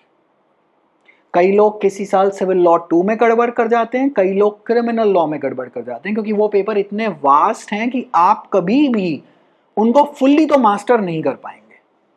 हाउएवर, यहां से कोर नंबर हाई करके और इधर से उनको सब्स्टिट्यूट आउट करके जो भी कोई गैप है वो उधर बफर जोन बनाकर सिलेक्शन कराई जा सकती है। देखिए, द्रोणाचार्य और कृष्ण में अंतर है। द्रोणाचार्य के पास पीएचडी है in law of every shastra, every weapon he knows. Dronacharya समझते हैं मैं किसके बारे में बात कर रहा हूँ, है ना जी, आपके गुड़गांव वाले भैया, महाभारत के टाइम के, उन्हीं के नाम पे है गुड़गांव। अच्छा, कृष्ण जी को महाभारत निकालनी आती थी। अंतर है, एक को सारा कुछ चलाना आता है, पेपर नहीं निकाल सकता। अगर आप पीएचडी लेवल पहुंच गए लॉ की पढ़ाई करने इस पेपर के लिए, लिख के ले लीजिए, नहीं निकलता, बात खत्म। आप कहेंगे नहीं, मेरे को तो एविडेंस में मैंने वुडरॉफ और आमिर अली पढ़ी हुई है 4 वॉल्यूम, हाँ मैंने भी पढ़ रखी, पेपर नहीं निकल रहा ना। पेपर तो एनडीएमसी एक्ट में पूछ रहा है, आप बता 2 कमरे तोड़ने आ रहा हूं, वो कह रहा है मैं बताऊंगा सेक्शन 4 एविडेंस एक्ट, 3 साल लगाए मैंने। मेरे जरूरत नहीं है मेरे भाई। तो आप तैयारी जब भी करेंगे सतर्कता के साथ करिए कि पेपर की रिक्वायरमेंट क्या है इस स्पेसिफिक स्टेट की, अगर आप इस स्टेट को टारगेट कर रहे हैं। जब आप किसी और स्टेट पे पहुंचेंगे, मान लेते हैं जी आप किसी और, तो आप उस क्वेश्चन पेपर के अकॉर्डिंगली अपनी तैयारी को मॉडिफाई करके अटेम्प्ट दीजिएगा, नहीं तो दिक्कत में आ जाएंगे। क्योंकि वहां आरजेएस में क्या करेंगे, 2 कमरे तोड़वाने तो जाएंगे नहीं एनडीएमसी एक्ट में। आरजेएस में दूसरे स्टाइल का क्वेश्चन पूछा जाता है मेंस में। ये डीजेएस, वो कहते हैं ना वो बाबू राव का स्टाइल है, ये डीजेएस का स्टाइल है। डीजेएस के स्टाइल के लिए इस लेवल की तैयारी चाहिए। कितना टाइम लगता है इसमें, बोलिए, आप बोलिए कितना टाइम लगता होगा, तुक्का मारिए। 2 साल, 15 महीने, 15 महीने लेके चल रहे हैं, 15 महीने में काम हो जाता है। 15 महीने में आप मोर देन गुड इनफ तैयारी कर लेते हैं। अच्छा, आइए आपके एलएलबी एंट्रेंस के दिन याद करें। हाँ, chief justice of India had the shortest tenure of office. Kamal Narayan Singh है वैसे इसका आंसर, रटा हुआ है, लीगल स्ट्रैटेजी के प्री का क्वेश्चन। अच्छा, committee constituted in the year 2000 to look into reforms to criminal justice system. बोलिए, ये जिसने भी टिक मार्क मारा बाय द वे गलत मारा, पता चले उसको देख के आपने बोल दिया। वेंकटचल्या, एनसीआरसी डब्ल्यूसी, मतलब ऑफ कोर्स एब्रीवेशन मैंने ठीक नहीं बोली होगी, national commission to review the working of the constitution. ये सब स्टैंडर्ड आपको याद होना चाहिए। This is DJS pre. ये तो डीयूएलएलबी में भी आप करते थे क्या, ऐसा क्या अंतर कर दिया आपने, नहीं है? अच्छा, प्री के क्वेश्चन है ये, लो जी। अंग्रेजी expression burning the candle at both end means, DJS pre है ये, स्टैंडर्ड अंग्रेजी है, जो कि अगेन आप एलएलबी एंट्रेंस में तैयारी करते थे कि top 100 idioms. Okay, I will return dash a month, 3 blank दे दिए, डीजेएस प्री। ओके, हाउएवर इस बात पे कहीं आप पार्टी करना शुरू कर दें, DJS pre A and 4 of situation बना दी, टेक्निकली स्पीकिंग मेंस का क्वेश्चन डाल के और 4 एमसीक्यू दे दी, डीजेएस प्री। तो डीजेएस प्री आस्क्स 20 आराम से कि अरे मेरा बच्चा आया है 200 नंबर में, मैं इसको घबरा के ना भेज दूँ, तो कहता है कोई बात नहीं। 40 क्वेश्चन ऐसे हैं जो प्योरली एलएलबी एंट्रेंस लेवल पर है, अंग्रेजी के और कॉन्स्टिट्यूशन के। आर्टिकल नंबर इसमें ये बता दो, फंडामेंटल राइट कहाँ दे रखे हैं, उन क्वेश्चंस को देख के ये मन में भावना आती है कि ये तो निकल जाएगा। हाँ, वो वाले क्वेश्चंस 40 निकलते हैं। मुसीबत आती है यहां पर, मान लेते हैं वो पूछ ले जी, एक ट्रेन में ऑफेंस हुआ और ट्रेन चलते जा रही है, बोलिए जी जुरिस्डिक्शन किसकी है, किस कोर्ट की है ना जी, सीआरपीसी में स्टैंडर्ड इलस्ट्रेशन है, तो उसमें ऐसी लंबी चौड़ी सिचुएशन बना के आपसे पूछ लेगा, सिंपल बात है। ओके, आगे चलें। तो ऐसे लंबे चौड़े क्वेश्चन भी आते हैं, लेकिन ऐसे भी आते हैं कि एफरे की पनिशमेंट बता दो। अब देखिए डीयूएलएलबी में क्या पूछता था या एलएलबी एंट्रेंसेस में क्या पूछता था, एफरे क्या होता है, वो कहता छोड़ एफरे की पनिशमेंट बता दे। और आपको तो वैसे ही मुबारकबाद मिली है भाई, नए क्रिमिनल लॉज आप ही की झोली में तो आए हैं। क्या आप 2020 वाले हैं, क्या आपके टाइम पे पैंडेमिक भी हो गया या ऐसा कुछ है ना? बेसिकली आपकी जन्म पत्री थोड़ी सी और शानदार है बाकियों के मुकाबले में। तो आपको क्या करना है, आपको पुराना भी करना, क्योंकि पुराना क्यों करना पड़ेगा, क्या पुराने केस खत्म हो गए? कल को क्या मैजिस्ट्रेट वहां पे बन जाएंगे और कहेंगे मैं तो नया वाला पढ़ के आया हूं, वो कहेगा पुरानी फाइलें, कह रहे ये तो पता नहीं भाई। दोनों करने पड़ेंगे, दोनों सेक्शंस याद करने पड़ेंगे। तो 299, 300 आईपीसी, 100, 101 भारतीय न्याय संहिता सेम है, culpable homicide murder, culpable homicide murder, आपको ऐसे अब रट के रखने पड़ेंगे दोनों। क्योंकि मुबारक हो, अब आपकी किस्मत ही ऐसी, मैं क्या करूं उसके अंदर। ठीक है जी। अच्छा, ये काम कर लेंगे, सुनिए। How many fundamental duties are listed in 51A?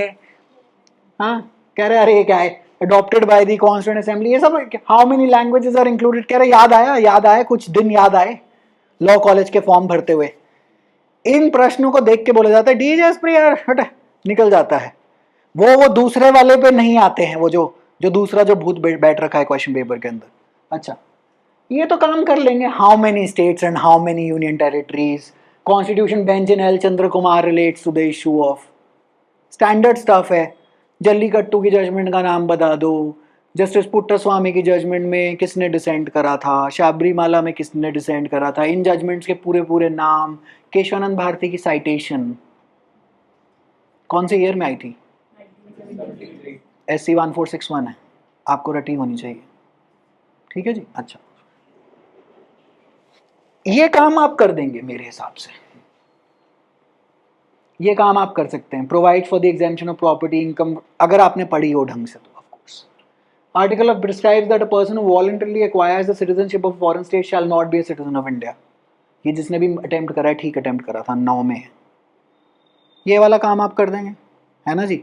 तो दूसरे वाले काम की आपने तैयारी करनी है। तो ऐसे 20 नन्हे मुन्ने प्यारे क्वेश्चन भी होते हैं कॉन्स्टी से, 20 नन्हे मुन्ने प्यारे होते हैं आपके अंग्रेजी से, और 20 तकरीबन या 10 तकरीबन होते हैं स्टैंडर्ड लीगल स्टैटिक जीके से। ग्रीन जज का नाम बोलिए, कुलदीप सिंह, है ना। पिछले साल का जनरल लीगल नॉलेज, जस्ट एक क्वेश्चन।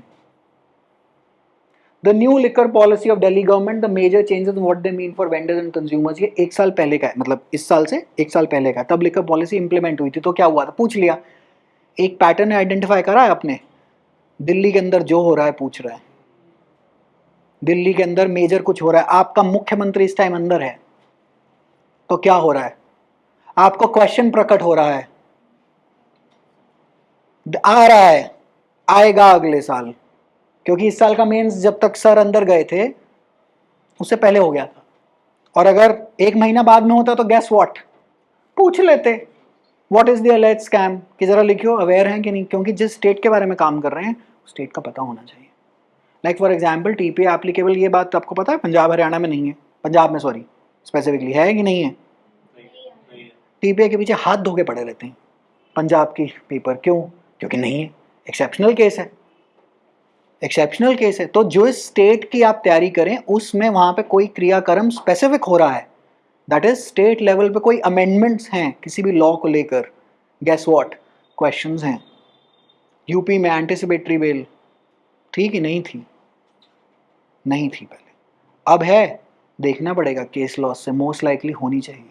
अगर है तो गेस व्हाट, क्वेश्चन आ रहा है, तैयारी करके रख लीजिए। अंडरस्टूड है, ओके आगे चलते हैं। ओवरऑल पेपर का स्टाइल समझ में आ गया है ना जी। Are you sufficiently prepared to tackle out the question paper before I am going to be winding this paper up? Suit is filed for the recovery or possession of immovable property. Please explain the form and content of decree that a court can pass as per Order 20 of the CPC. Under the CPC, is it possible for a court to pronounce judgment? What is the difference between the 5th schedule, 7th schedule of A and C? Standard theory-based questions. Semester plus combo of case law-based situations is DJS. Okay.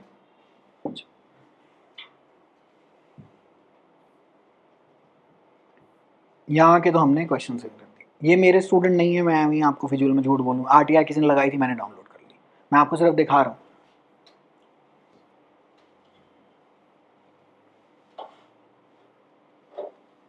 General legal knowledge में हिजाब के ऊपर short note बोला गया था, question था हिजाब के ऊपर शॉर्ट नोट आप लिख लीजिए। The highlights of the recent Karnataka high court हिजाब वर्डिक्ट। आप भी ऐसे लिख कर आते हैं, लिखते हैं कि नहीं लिखते हैं सेमेस्टर्स में, कुछ ज़्यादा अंतर नहीं है। तो अपने दिमाग से डर निकाल दीजिए। ये जिसकी आंसर स्क्रिप्ट है उसकी सिलेक्शन हुई है at a very high rank also. ठीक है जी। अच्छा, आपको दिख रहा है कि कुछ बहुत ज़्यादा साइटेशन बंदे ने यूज़ करी, ऊपर ऊपर से देखिएगा, चलिए, तो जनरल लीगल नॉलेज की है वैसे भी आंसर स्क्रिप्ट, थोड़ी सी मैं आगे चले जाता हूँ। चलिए यहाँ पे चलते हैं।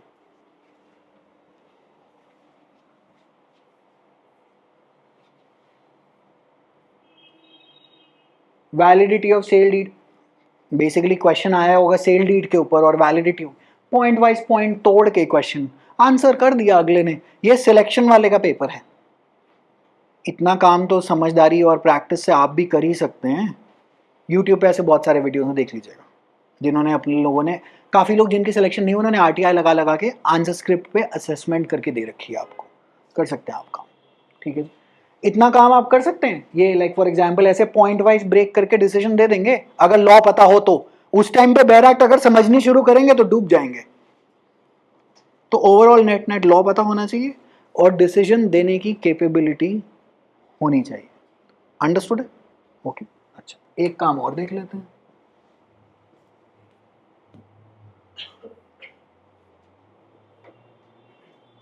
इस साल का प्री में पूछता है, इन view of 239 AA of the constitution the national capital of territory is a, Delhi के पीछे हाथ धो के पड़ा हुआ है क्यों? अब भाई साहब दिल्ली का पेपर है, दिल्ली के बारे में इनसाइड आउट कह रहे बता कर, तो इसका मतलब दिल्ली हाई कोर्ट का पहला चीफ जस्टिस भी पूछ सकता है, क्यों नहीं पूछेगा? आप जहां पे नौकरी के लिए अप्लाई कर रहे हैं, आपको नहीं लग रहा कि आपको उस हाई कोर्ट की इनसाइड आउट पता होनी चाहिए? अब मुझे बताइए, दिल्ली की ओरिजिनल सिविल ज्यूरिसडिक्शन कितनी है दिल्ली हाई कोर्ट की? डीजेएस के लिए प्रिपरेशन करना चाह रहे हैं, बोलिए। 2 करोड़ रुपए से ऊपर का केस हुआ, सीधा दिल्ली हाई कोर्ट में लगता है, नीचे लगता ही नहीं। ये फन फैक्ट दिल्ली स्पेसिफिक है। आपके पेपर में रोजमर्रा का सवाल है, पीवाईक्यूज जितनी बार एनालाइज कर लीजिएगा, पूछते रहता है, बार बार पूछते रहता है। क्यों? आफ्टर ऑल डीएचसी है, DHC is the king, that is where you are applying for this naukri. Now, how do we tackle? Now there are 3 modes to do this, okay? Now there are 3 modes to tackle this paper. Alright. ताने जी वो logged in है? Yes sir. वो logged in है। अब हम लोग क्या क्या कराते हैं पेपर की, तो मैंने आपको सारी जानकारी दे दी, अब मैं अपनी जानकारी दे देता हूँ और उसके बाद हम राम राम कर देते हैं एक दूसरे को। अच्छा, मैं कोई भी पर्सनल करियर काउंसलिंग नहीं कर पाऊंगा क्योंकि बहुत लोग करवाना चाहते हैं कि चलिए अब आ ही गए हैं तो आधा घंटा आइए बातचीत करें, गुफ्तगू, मैं नहीं कर पाऊँगा। अच्छा, हाउएवर जो इन्फॉर्मेशन आपको चाहिए वो आप मेरे से पूछ सकते हैं। अगर आपको कोई सवाल जवाब हैं तो आप इसी सेशन में पूछ सकते हैं। हाउएवर पर्सनल स्पेसिफिक की जी मेरे को इंटर्नशिप करनी चाहिए या जुडिशरी करनी चाहिए, वो मैं नहीं बता पाऊँगा कि मुझे कॉर्पोरेट लॉ जाना है या जुडिशरी वगैरह, मुझे खुद नहीं पता आज तक ज़िंदगी में, मैं आपको क्या बताऊँ। 3 तरीके हैं आप इस पेपर की तैयारी कर सकते हैं। एक है ऑनलाइन कोचिंग प्रोग्राम, एक है ऑफलाइन कोचिंग प्रोग्राम और एक है सेल्फ प्रेप। सेल्फ प्रेप का मैंने आपका सारा काम करवा दिया है भाई, बाकी तो काम आप ही को करना पड़ेगा, सिंपल फंडा है। मैंने आपको मोस्टली सब कुछ बता दिया है कि कैसे करना है। अंडरस्टूड? क्वेश्चंस का स्टाइल दिखा के। अब ऑनलाइन के अंदर क्या है और ऑफलाइन के अंदर क्या है कि पहले तो हम लोग प्री रिकॉर्डेड फॉर्मेट में काम करते थे, तो ऑनलाइन के अंदर आई थिंक अगर ये चला तो I'll just show you something. So the classes are the same. तो यहाँ पे जो क्लासेस जो चलती हैं, तो हमने अभी तक, हमारा बैच शुरू हुआ था 9 अप्रैल को, TPA ख़त्म है, NI ख़त्म है, कॉन्स्टिट्यूशन ख़त्म है, 3 सब्जेक्ट्स ख़त्म है। अब आप कहेंगे जी अगर मैंने ज्वाइन करा तो मैं कैसे करूँगा?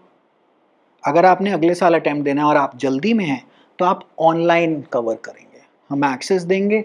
So all of these classes, यहाँ पे घंटे आई थिंक आपका फॉन्ट साइज बहुत छोटा है तो दिखाई नहीं दे रहे होंगे। 1 घंटा 57, 1 घंटा 43, 1 घंटा 36। तो यूजुअली यहाँ पे क्लास चलती है 2:30 से 6, 2:30 बजे शुरू होती है और 6 बजे जाके रफली स्पीकिंग ख़त्म होती है।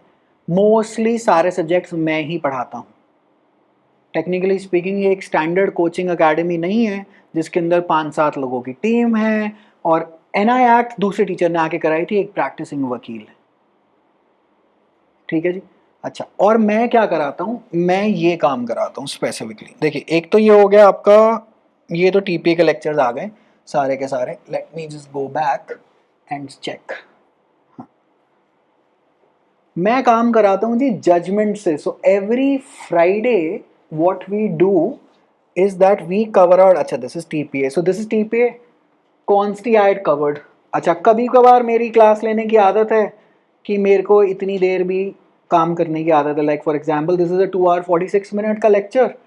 सो that means the class started in one go, there was no break and 2:30 से रफली स्पीकिंग 5:30 के आसपास छुट्टी कर दी गई. उस दिन पहले ही वार्निंग दे दी जाती है कि आज आप और मैं बैठेंगे, क्योंकि कई टॉपिक्स ऐसे होते हैं जिसमें से आप बीच में से उठ नहीं पाते हैं. ऑलराइट, तो ये सारा का सारा काम यहाँ पे सारे लेक्चर्स पड़े हुए हैं. However every Friday what we do is, अच्छा एनआई एक्ट इन सर ने कराई थी, एनआई एक्ट हो चुकी है हमारे यहाँ पर. अब मान लेते हैं अगर आपने ज्वाइन करा और आप कहेंगे जी मेरी एनआई एक्ट कब, या तो अब ये घूम के जब अगले साल आएगी. हमारा कोर्स करिकुलम 15 महीने में खत्म होता है. मंडे ट्यूसडे वेंसडे ऑफ है तान्या जी आजकल. वेंसडे एक दिन की हम छुट्टी देते हैं, थर्सडे और फ्राइडे. बट अब जो नया बैच जो शुरू हो रहा है that is on the 20th of July. 20th of July से नया बैच शुरू हो रहा है आपके सेमेस्टर्स के बाद, क्योंकि हमारे वाले भी जो स्टूडेंट हैं जो इस टाइम जो यहाँ पढ़ाई कर रहे हैं सारे के सारे इस टाइम सेमेस्टर लिख रहे हैं. तो अच्छा बैक भी तो नहीं आनी चाहिए, हम मैनेज करा लेंगे. अच्छा प्री के साथ साथ मैं क्या करता हूँ, लाइक इन्हीं क्लासेस में, लाइक फॉर एग्जांपल अगर कभी आपको देखने का मौका मिले, मेरी पेडागोजी में मैं रटवा देता हूँ आपको. मैं ये नहीं है कि मैं आपको सिंपल डिक्टेशंस दे रहा हूँ, मैं रटवा देता हूँ आपको.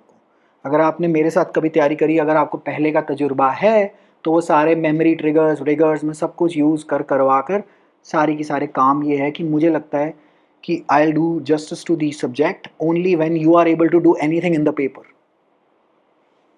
ये फिलॉसफी आज की है जब ये बैच साइज छोटा है. आज से 2-3 साल में जब ये बैच साइजेस बहुत बड़े हो जाते हैं तो इंटरैक्शन लेवल कम होते चले जाता है. I am being very honest with you. ये अभी इतना ही है. तो यहाँ पे लाइक फॉर एग्जांपल जो ऑफलाइन क्लासेस चल रही हैं ये 2 रोज ही फिल्ड आउट है. बाकी जनता जो ऑनलाइन बैठी है वो सारा कमरा अभी तो खाली पड़ा है.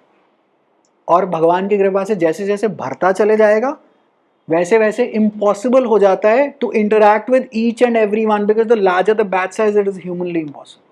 Right, so we are now at that stage कि जिसके अंदर we are able to interact. ठीक है जी. अच्छा, तो एनआई एक्ट के सारे लेक्चर अब आपको कही थी नहीं मेरे को, लाइक फॉर एग्जांपल मैंने कॉन्स्टिट्यूशन इसलिए इस टाइम कराई थी क्योंकि आरजेएस आ रहा था और मेरे स्टूडेंट ने आरजेएस अटेम्प्ट करना था.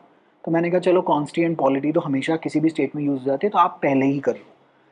अच्छा, अब हमने क्या करना है, हाँ ये है मेन काम जो मैं कराता हूँ. एक तो मैं ये काम कराता हूँ जिसमें mains answer writing and discussion. So every Friday we do this. We go in and जैसे फॉर एग्जांपल यहाँ पे मैंने लिमिटेशन एक्ट किया, यहाँ से आपको पता नहीं चलेगा एज सच, बट फिर भी मैं आपको थोड़ा सा दिखाने की कोशिश करता हूँ कि हम लोग क्या कराते हैं. सो दिस इज 24 मई. कर दो स्टार्ट. ठीक है जी. आ जाओ जी. केजरीवाल, अरविंद केजरीवाल वर्सेस ईडी की जो जजमेंट. अब इस जजमेंट के अंदर जो जो aspect of law cover out हुए हैं वो सब हम सारे के सारे लिखते चले जाते हैं. Like for example NI act पे एक लैंडमार्क जजमेंट है जिसमें 143A और 148 पे रेट्रोस्पेक्टिव प्रोस्पेक्टिव की जजमेंट है. हम लोग ऐसे क्लासेस में फ्राइडेज को ये काम करते हैं. So for the other 3 days we are busy in covering out the syllabus, theory portion, res judicata, res sub judice, ईस्टॉपल.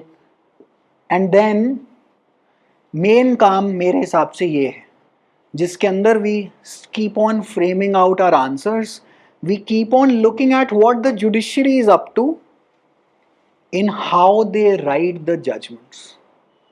Like अभी हमें एक बहुत अच्छी जजमेंट भी मिल गई थी पीछे जिसमें एक जज ने बड़ा अच्छा काम करवा, दिल्ली हाईकोर्ट की जज है. उन्होंने बोला relevant facts, issues to be decided, bullet point बनाए, relief to be granted, conclusion. वो जजमेंट हाईलाइट करके मैंने अपने स्टूडेंट्स को दे दी, वो लोग उससे सीख गए. क्योंकि at the end of the day देखिए मैं आपको बहुत अच्छा पढ़ा भी दूंगा higher level highest level law पे भी, डिसीजन क्वेश्चन तो आ रहा है कमरा तोड़ूं कि नहीं. तो मुझे वो दिल्ली रेंट कंट्रोल एक्ट, तो ये सब मैं एसएससी ऑनलाइन से जजमेंट्स निकाल के लाता हूँ. और जो भी मतलब मुझे लगता है तो लाइक फॉर एग्जांपल 2 दिन की क्लास है, 1 घंटा 36 और 1 घंटा यहाँ पे 46 है. तो यहाँ पे मैं जजमेंट्स यूजुअली हम लोग आपको पीडीएफ फॉर्मेट में दे देते हैं. कोई बहुत क्रूशियल जजमेंट है तो उसका हम प्रिंट आउट दे देते हैं. ठीक है जी. तो एक मैंने अभी जजमेंट कराई थी जिसमें जे की इन्होंने पूरा का पूरा काम सुप्रीम कोर्ट ने खोल के ही दे रखा था कि आ जाओ जी आज जे समझाऊंगा. कौन? सुप्रीम कोर्ट समझा रहा है, बहुत अच्छी बात है, किताब भी पढ़ने की जरूरत नहीं है। तो उस जजमेंट के द्वारा हमारा टॉपिक रेडी हो गया। अब उसके अंदर अगर आप यहां पे देखें 213, 220, 222 सब कुछ समझा देगा ये, और मोस्ट इंपॉर्टेंट पॉइंट मार्कआउट करके भी देते हैं। ये मेरा एज ए टीचर का रोल है कि ये जजमेंट्स मैं पिक आउट करके इनको क्लास में डिस्कस करा दूं। तो जिससे लाइक फॉर एग्जांपल फ्राइडे को हमारे यहाँ होता है, तो हम यहाँ पे अटैचमेंट एक सर्व आउट कर देते हैं और ये अटैचमेंट आपके वहाँ पे खुल जाती है। अच्छा, अगर ये डाउनलोड हो गई है दिखा देता हूँ, ये मैं हाईलाइट करके दे देता हूँ आपको। अच्छा, और इसमें मैं ये नहीं कर रहा मैं आपको सिर्फ और सिर्फ ये बैठ कर कि अच्छा आओ जी just merely dictation, these are very very interactive sessions. Okay, तो यहाँ पे हम लोग अब जब जजमेंट बेसिकली सारे के सारे अपने सेक्शन पॉइंट वॉइंट और जो जो ये कर रहा है उसको मार्कआउट कर लेते हैं अपनी बेयर एक्ट में। लाइक फॉर एग्जाम्पल इस जजमेंट से हमारा जे का काम काफ़ी हद तक हो गया। हमें ये पता है कि बोर्ड कब बनता है, उसके मेंबर कौन कौन है, क्या प्रोसीजर रहता है, और ये उस दिन हो गया था जिस दिन वो पुणे पोर्शा वाला काम हुआ था। तो करंट अफेयर के साथ कनेक्शन में ये वाला काम हो गया। क्योंकि मैं इस चीज़ में विश्वास नहीं रखता कि मैं आपको सिर्फ सिलेबस ही खींचते चले जाऊं और उसके बाद एंड में क्या हो, वो पेपर पकड़ा दे और आप कह रहे हैं नहीं, तो मेरा काम तो नहीं बना ना उससे। Remember at the end of the day मैं भी चाहता हूं कि आपका पेपर निकले और आप भी चाहते हैं कि आपका पेपर निकले। क्योंकि देखिए पीएचडी इन लॉ तो नहीं टेस्ट हो रही पेपर के अंदर, मैंने आपको क्वेश्चन पेपर स्टाइल दिखाया ही है। अब लाइक फॉर एग्जांपल जब मैंने कॉन्स्टिट्यूशन करा दी तो टीपीएसपी या फंडामेंटल ड्यूटीज तक मैंने बहुत लंबे चौड़े डिक्टेशन में नोट्स करवाए हैं। तो फंडामेंटल राइट्स पे जो कि हर स्टेट में काम आएंगे क्योंकि आने ही हैं। हाउएवर डीजीएस लेवल पे polity is only asked on a pre level standard MCQs, तो हमने पॉलिटी का काम करा है। अंडरस्टूड? इसीलिए हमने डीजीएस का नाम दे रखा है। तो डीजीएस में ऐसे काम होता है, judgments, regular legal current affair, जो सारा मिसलेनियस, जो सुप्रीम कोर्ट में miscellaneous day is on a Friday, so we also keep it on a Friday. ठीक है जी। तो मंडे ट्यूसडे, अब हम जब 20 जुलाई से बैच शुरुआत करेंगे तो हम शुरुआत करेंगे कॉन्ट्रैक्ट और एसआरए से, then we go on to CPC. तो मेरी सिविल साइड सारी खत्म है, एंड देन 1 जुलाई आ चुकी होगी तब तक, ऑफ कोर्स तो आई गई 1 जुलाई 3-4 दिन में। मैं वेट कर रहा हूँ तकरीबन, I am just giving it 1 month, क्योंकि मुझे पता है अभी केओस मचना है नए क्रिमिनल लॉ से आकर। फिर इन्होंने 4-5 ऑर्डर पब्लिश करने की, इसको ऐसे नहीं इसको ऐसे पढ़ो। मैं वेट कर रहा हूँ तकरीबन 15 अगस्त आज़ादी दिवस की, और उसके बाद मैं क्रिमिनल पे आ जाऊंगा। तो दिवाली तक तो मैं अपना कोर निपटा चुका हूँगा ऑफ मेजर लॉस। दिवाली नहीं तो मैक्स सेंटा क्लॉज से मुलाकात कर लेंगे। क्योंकि बीच में क्या होता है, कभी स्टूडेंट कहता है नहीं मेरे को तो घर जाना है। अच्छा, घर जाना है कोई बात नहीं, तो एक स्टूडेंट के लिए तो क्लास सस्पेंड नहीं होगी, लेकिन अगर सारे ही कह दें कि बाय, फिर क्या करेंगे? फिर हफ्ता भर छुट्टी देनी पड़ती है। लाइक फॉर एग्जाम्पल दिवाली पे हमें भी ब्रेक चाहिए होती है। All gazetted holidays are offs in this centre. तो बकरीद पे चाहे मैं बकरा काटता हूँ या नहीं, बकरीद अगर गेजेटेड ऑफ है तो ऑफ है, वो वाली छुट्टी मनाई जाती है। हाँ, अभी क्या है कि अभी जितने लोग हैं वो इस टाइम पे सेमेस्टर के पेपर लिखने से अब सारे ही चले गए। अगर 10-1 लोग बैठे होते तो मैं क्लास करा रहा होता, ये रिकॉर्ड हो जाती।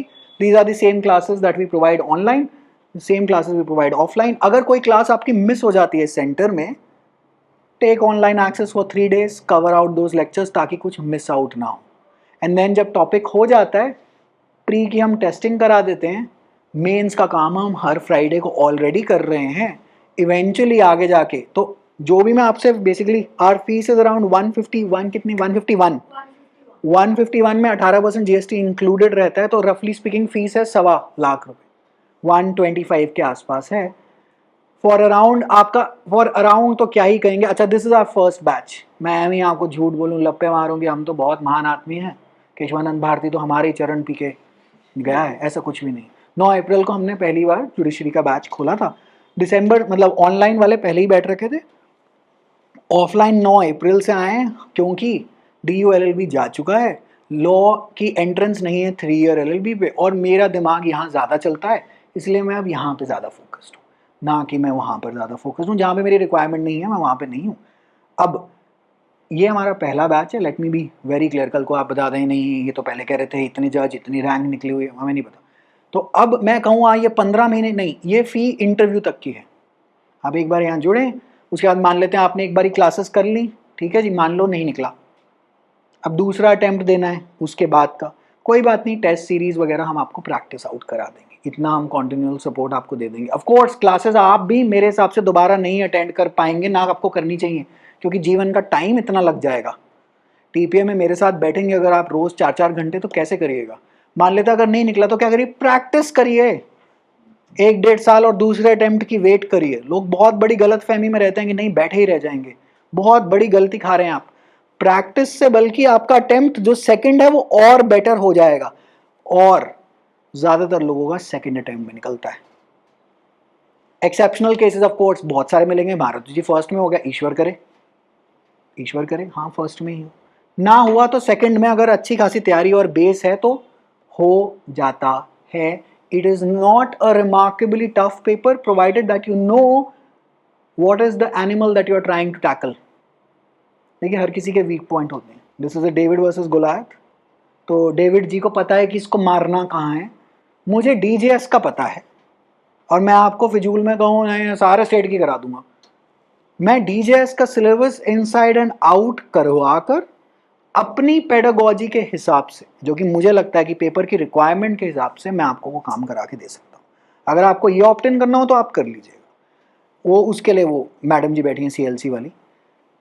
दूसरी बात तान्या जी जिनसे आपकी बात हुई है सारी, सेकंड, अगर आपने सेल्फ प्रिपरेशन करनी है, मैं फिर भी आपको एडवाइस दूंगा कि बिल्कुल एंड में जाकर आप एक mains answer writing test series, हमारे यहाँ नहीं, कंपलसरी ऐसा कुछ नहीं है, कहीं पे भी जहां हो रही हो उसके लिए जरूर एनरोल कर लीजिएगा। उसके बिना ये पेपर का अटेम्प्ट मत दीजिएगा, क्योंकि बेड़ा गर्क करा लेंगे आप। उसका कारण क्या है, 3-3 घंटा भाई पेपर लिखने हैं, 2-2, तो टेक्निकली स्पीकिंग आपने सेमेस्टर एग्जाम में एक दिन में 2 सेमेस्टर के पेपर लिख कर आने, वो भी बैक टू बैक 2 दिनों में, उसकी आपको थोड़ी सी आदत होनी चाहिए। तो वो चाहे भले ही अभी मेरे पास तो वो कोई, मैं कहूँ मेरे पास मेंस की टेस्ट सीरीज है जी, मेरे पास नहीं है कुछ भी, मैं अभी यहाँ फोकस्ड हूँ। मैं आपको इनफैक्ट कोई कॉन्क्रीट टाइमलाइन नहीं दे सकता कि मैं कॉन्ट्रैक्ट एसआरए इतने दिनों में ही कराऊंगा। 9 अप्रैल को जब हमने बैच शुरू करा था, अभी हम लोग जैसे छुट्टी पे चले गए, तो 9 अप्रैल से 9 मई से 9 जून में 3 महीने में तकरीबन हमने 3 सब्जेक्ट पूरे कराए हैं, कॉन्स्टी, टीपीए और एनआई, राइट।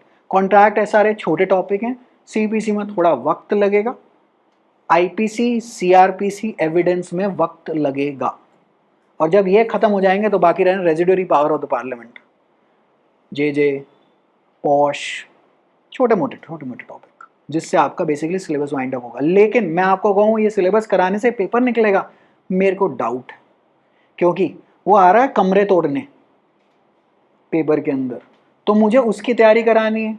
तो मैं उसका मेरे पास एक ही हल है, शुक्रवार की क्लास, जिसमें मैं एससीसी ऑनलाइन में पूरा हफ्ता बैठ रखा होता हूँ, वहाँ से जजमेंट निकालता हूँ, उसकी फिक्शनल जो सिनारियो है उसका मैं काम करा देता हूँ। किसी किसी फ्राइडे हम लोग एक क्वेश्चन अप्लाई करते हैं कि लिखो, आओ डिस्कस करें आपने क्या ये लिखा है और क्या ये नहीं लिखा है। प्री की तैयारी मेन वाले जो लेक्चर्स हैं उसमें होती ही रहती है, क्योंकि उसके लिए कोई खास अलग से आपको तैयारी नहीं करनी, मैं पॉइंट्स बनवा देता हूँ, आपको बैराक में मार्क करा देता हूँ कि यहाँ से ये वाला क्वेश्चन आएगा। That is my style of teaching. आपको यहाँ ज्वाइन करना हो आप करिए, you are more than welcome. We'll do justice to your prep. That much I can assure you of. Rest I can't give you a guarantee on anything. Okay. अगर आपने खुद से तैयारी करनी हो, follow the approach that I have detailed out. आप कुछ पूछना चाहते हो, क्योंकि मेरी तरफ से तो मैंने सब कुछ वाइंड अप कर दिया। फीस में EMI VMI बनती है, वो आप उनसे जाके बात कर सकते हैं, ठीक है जी। और कोई भी, और ये मतलब टेक्निकली स्पीकिंग है तो हाइब्रिड प्रोग्राम ही, बट हम परमानेंट एक्सेस नहीं देते ये ऑनलाइन काम का। अगर आपको प्योरली ऑनलाइन पढ़ना है आप पढ़ सकते हैं। मेरे पास ऑलरेडी अराउंड कितने हैं तान्या, 22-25 लोग हैं वहाँ पे वो लोग ऑलरेडी पढ़ रहे हैं, जो कि प्योरली ऑनलाइन है, दिल्ली में बैठकर भी। यहाँ कॉलेज जाते हैं, कई लोगों को नहीं आना पसंद, आप आना चाहते हैं मोर देन वेलकम। मेरे हिसाब से अगर आप ज़िंदगी में आ सकते हैं आज की डेट में तो आप आइए। उसका कारण क्या है, ये जो 10-15-20 लोग जो और हैं ना, इनके साथ मिल के काफ़ी कुछ काम हो जाता है। कम्युनिटी फॉस्टरशिप जो हो जाती है ना, अच्छा तूने इतना कर लिया, अच्छा तेरा आरजेएस, अभी लाइक ये सारे के सारे मिलकर जयपुर गए थे आपका आरजेएस का पेपर देने, सारे मिलकर गए होंगे, पार्टी भी करके आए होंगे। अच्छा इनमें से 2 का पेपर बहुत अच्छा गया होगा, क्योंकि उन्होंने ऑलरेडी पहले से तैयारी करी हुई थी, उनको देख के बाकी 4 में वो जो अंदर जो आग जो जलती है, जलन की भी, let us be honest with ourselves, and अगर ये कर सकता है तो मैं क्यों नहीं। तो उससे प्रेपरेशन बेटर आउट हो जाती है। आप कुछ पूछना चाहते हैं तो आप अब पूछ सकते हैं, अगर नहीं पूछना चाहते तो हम चाय पीने चले। कुछ पूछना चाहते हैं, कोई कुछ बात करना चाहता है, कोई कुछ कहना चाहता है? हाँ जी बोलिए। बैकग्राउंड बता सकते हैं। मैंने स्कूलिंग संस्कृति स्कूल में करी थी चाणक्यपुरी से, उसके बाद इकोनॉमिक्स एंड मैनेजमेंट ऑनर्स करी थी लंदन स्कूल ऑफ इकोनॉमिक्स के इंटरनेशनल प्रोग्राम से। उसके बाद मैंने एलएलबी करी थी डीयू से, और मैं साथ साथ काम करते हुए आया हूँ। And I have always wanted to be a teacher. मैंने टीचिंग के लिए ही लॉ करी थी। कॉलेजेस में सैलरी नहीं है तो हम यहाँ आ गए। प्रैक्टिस वगैरह 6 से 8 महीने मैंने देखा हुआ है, but since I have done so much business और मेरी लॉयर्स के साथ इतनी ज़्यादा टच बेस है कि I have sufficient nexus with practice. हाँ, लेकिन अगर मैं कहूँ कि अच्छा कभी आपने मेरे को बैटमैन बन के काला कोट में देखा हो, मैंने नहीं करा, मेरे को कोई शौक नहीं। हाँ, लेकिन मैं पढ़ाना जानता हूँ, और नेट पढ़ाने से ज़्यादा पेपर कैसे निकालना है, पूर्ण विराम। अब आप कहेंगे नहीं आपने तो पेपर दिया नहीं। हाँ, मैंने कोई अटेम्प्ट नहीं दिया। क्यों? मैं पंजाबी आदमी हूँ, मुझे सरकारी नौकरी का कोई शौक नहीं है। हाउएवर कि एक पेपर निकालते कैसे हैं, ये मेरी, आप समझ लीजिएगा, रोजी रोटी है। और रोजी रोटी है तो रोजी रोटी ईश्वर समान है, तो इसीलिए हम लोग यहाँ पे फुल टाइम डेडिकेटेड। बट अगर आप कहें मैं आपको, हाँ मैं जब कोर्ट में था ऐसी कोई कहानीबाजी करूँ, तो मेरी आदत ही नहीं है। अच्छा, और मेरे पास जितने स्टूडेंट हैं इस टाइम पे, they are all my former students. all of them had studied once upon a time under me and they say कि नहीं आप ही से पढ़ना है तो आप ही से पढ़ लीजिए। देखिए हम कोई बड़े प्लेयर से कंपटीशन तो नहीं कर पाते हैं, क्योंकि देखिए छोटी सी आपके सामने ही है, यही है क्लासरूम, राइट। ये आदमी मैं ही हूँ टेक्निकली। अभी पीछे जब एडटेक के दिन थे 2021 में, तो 2022 में we were on the top of the DU LLB scene. DU LLB से आई थिंक, अगर मैं नंबर्स तो चलिए ऐसे डिस्क्लोज करने में मुझे बड़ी तुच्छता लगती है, लेकिन मैं फाइनेंशियल नंबर्स डिस्क्लोज करने की बात कर रहा हूँ। लेकिन आई थिंक अराउंड, अगर मैं बात करूँ 19, 20, 21, 22, 23, 24, आज 6 साल हो गए मुझे इस फील्ड में। 6 साल में रफली स्पीकिंग फैकल्टी ऑफ लॉ से मेरा, अगर मैं अपनी वेबसाइट के बैक एंड पे जाके देखूँ तो 8,000 लोगों से पाला पड़ा होगा, जिन्होंने they have been associated with us by making an actual payment. I am not talking about YouTube वाले, तो चाहे मतलब मुझे नहीं पता कि कितने होंगे, लेकिन जिन्होंने यहाँ पे they have been associated with us. And भगवान की कृपा से I think faculty of law में पिछले 6 साल में एक बैच मीन्स 2 888 सीट्स वो TLOI से निकल के गई होंगी। मैं 6 साल में बात कर रहा हूँ, एक में नहीं बात कर रहा हूँ। एक में तो फिर वो तो लप्पाबाजी हो जाएगी, बहुत ज़्यादा हो गया सर कह रहे हैं। हाँ, जब से CUET PG में से लॉ एंट्रेंस स्क्रैप हुई, तब से हमने उस सीन से धीरे धीरे ग्रेजुअली एग्जिट आउट कर दिया, क्योंकि वहाँ मैथ्स और लॉजिक, अब वो पूछता है मोडेम की मैक्सिमम स्पीड बताओ लॉ पढ़ने के लिए। आप यकीन मानेंगे मैं करा सकता हूँ, लेकिन मेरी अंतरात्मा खुश नहीं है। दूसरी बात वो है SSC लाइट। और देखिए जहाँ अंतरात्मा खुश ना हो वहाँ से चले जाना चाहिए, सिंपल बात है। हमारी अंतरात्मा हमारी सहेली के साथ बहुत ज़्यादा खुश है, उसका नाम है DJS। और मैं इसलिए बार बार इंसिस्ट करता हूँ कि जी मैं DJS कराता हूँ। मुझे आप कहें हरियाणा में क्या होता है, मैंने नहीं खोल के देखा हुआ पेपर एट दिस स्टेज। कल को मुझे लगेगा कि हाँ जी, क्योंकि इस टाइम पे ये मेरी फुल टाइम कमिटमेंट मांगता है। और वैसे भी जनरली एक प्रो टिप बता देता हूँ, अगर किसी भी एकेडमी में बाहर लटका पड़ा हो, CLAT, UGC net, LLM, DU LLB, judiciary, भाग जाइए, वो कुछ नहीं करा पाएंगे। क्यों? क्योंकि ये बलिदान मांगते हैं। हम लोगों ने लॉ ऑप्शनल भी इसीलिए छोड़ दिया। लॉ ऑप्शनल हम लोग ऑनलाइन पढ़ाते थे, हम सारा यूट्यूब पे डाल दिया, क्योंकि अगर हमारे यहाँ कोई एनरोलमेंट होता है वो मेरा टाइम मांगता है, और ये एग्ज़ाम ऐसा है टाइम नहीं दे सकते आप किसी भी और चीज़ को। अगर हमें लगे कि हम क्या बोलते हैं इसके साथ, like for example law optional का बैच चला लो, मर जाए आप, बेसिकली बर्बाद कर देंगे किसी और को, तो वो काम हम लोग यहाँ पे नहीं करते। हम लोग यहाँ पे ये करते हैं कि कम कर लो, लेकिन भयंकर लेवल पे अच्छा करके दो। तो हम लोग जब अब शुरू करेंगे तो contract, SRA, CPC, these are the first 3 targets, then we'll figure out, then we'll enter into the criminal law domain.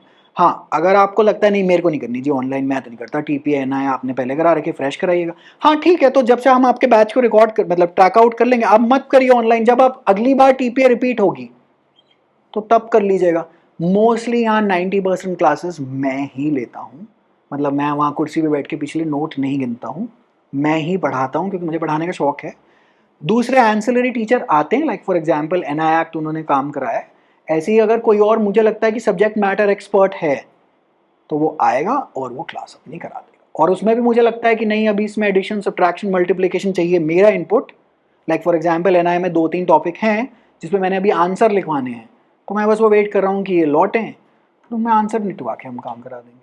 और कुछ अगर दो स्टेट के लिए कोई प्रिपेयर कर रहा है डीजीएस और आरजीएस के लिए तो उसके पैटर्न थोड़ा डिफरेंट पड़ जाता है अगर देखें तो लाइक ये तो फोकस इसके ऊपर है डीजीएस लेकिन अगर आरजीएस के रिगार्डिंग भी ऐसे गाइडेंस आपकी रहेगी। हाँ बिल्कुल रहेगी, लेकिन मैं देखिए सुनिए, मैं ऑफिशियली क्लेम नहीं कर रहा ताकि कल को कोई गर्दन मेरी ना आके पकड़ सके तुमने बोला था। सिंपल बात है ना। अब जैसे प्री में लाइक ये थ्योरी बेस्ड क्वेश्चंस हो गए या ये जजमेंट्स हो गए, ये सबको ऑफ कोर्स, अब मान लेते दिल्ली रेंट कंट्रोल एक्ट का कोई सेक्शन है, मैं आपको गारंटी करके बता रहा हूँ शफल होकर सेक्शन नंबर आरजेएस में राजस्थान के जो रेंट कंट्रोल एक्ट वही होगा, सेम टू सेम ही होना है। लेकिन अगर मैं बोल दूं भाई साहब मैंने आरजेएस, फिर आप कहेंगे राजस्थान रेंट वाली की तो क्लासें ही नहीं हुई हैं, मैं वो काम नहीं करना चाहता हूँ इस स्टेज पर, क्योंकि we are at a nascent stage. Simple बात है, मतलब आज आप कहें जी नेसेंट स्टेज पे काउंटर आ सकता है आपका कि आप इतनी फीस ले रहे हैं नेसेंट स्टेज पे। हाँ, क्योंकि मैं कोई जूनियर टीचर नहीं हूँ, मुझे आज काफ़ी समय हो गया और मुझे पता है कि मैं क्या काम करा रहा हूँ। और सेकेंडली टॉप टॉप वाली फ़ीस तो आपको भी पता है मार्केट में, ऐसा तो नहीं है कि आपको नहीं पता है।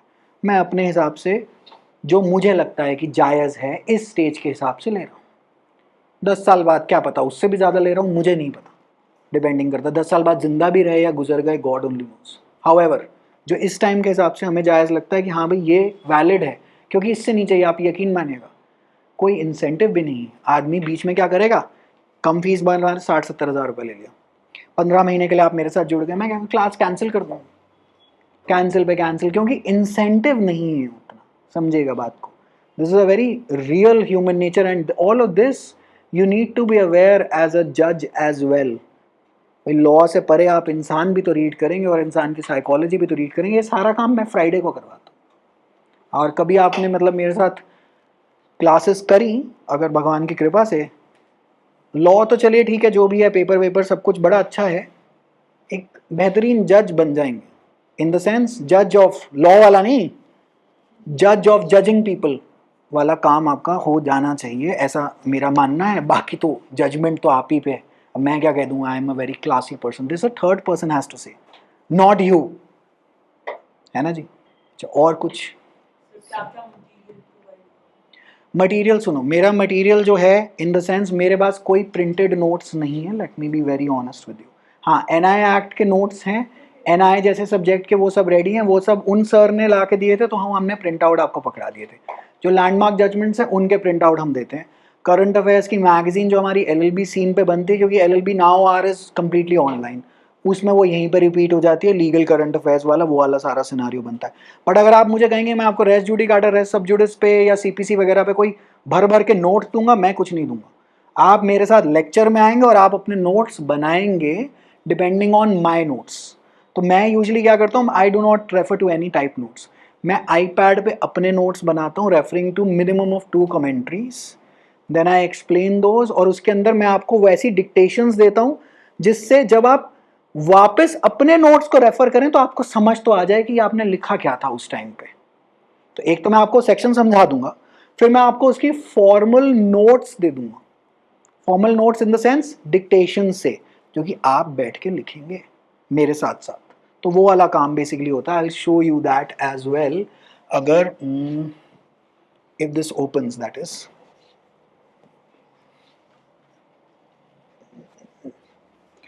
अगर ऑनलाइन में अगर बेसिकली क्लासेस आई थिंक 100 घंटे के आसपास हो चुकी हैं, so what I usually do is something like this, अगर खुला तो ऑफ कोर्स यू नो, क्योंकि ये आसानी से इस ब्राउज़र पे खुलता नहीं है।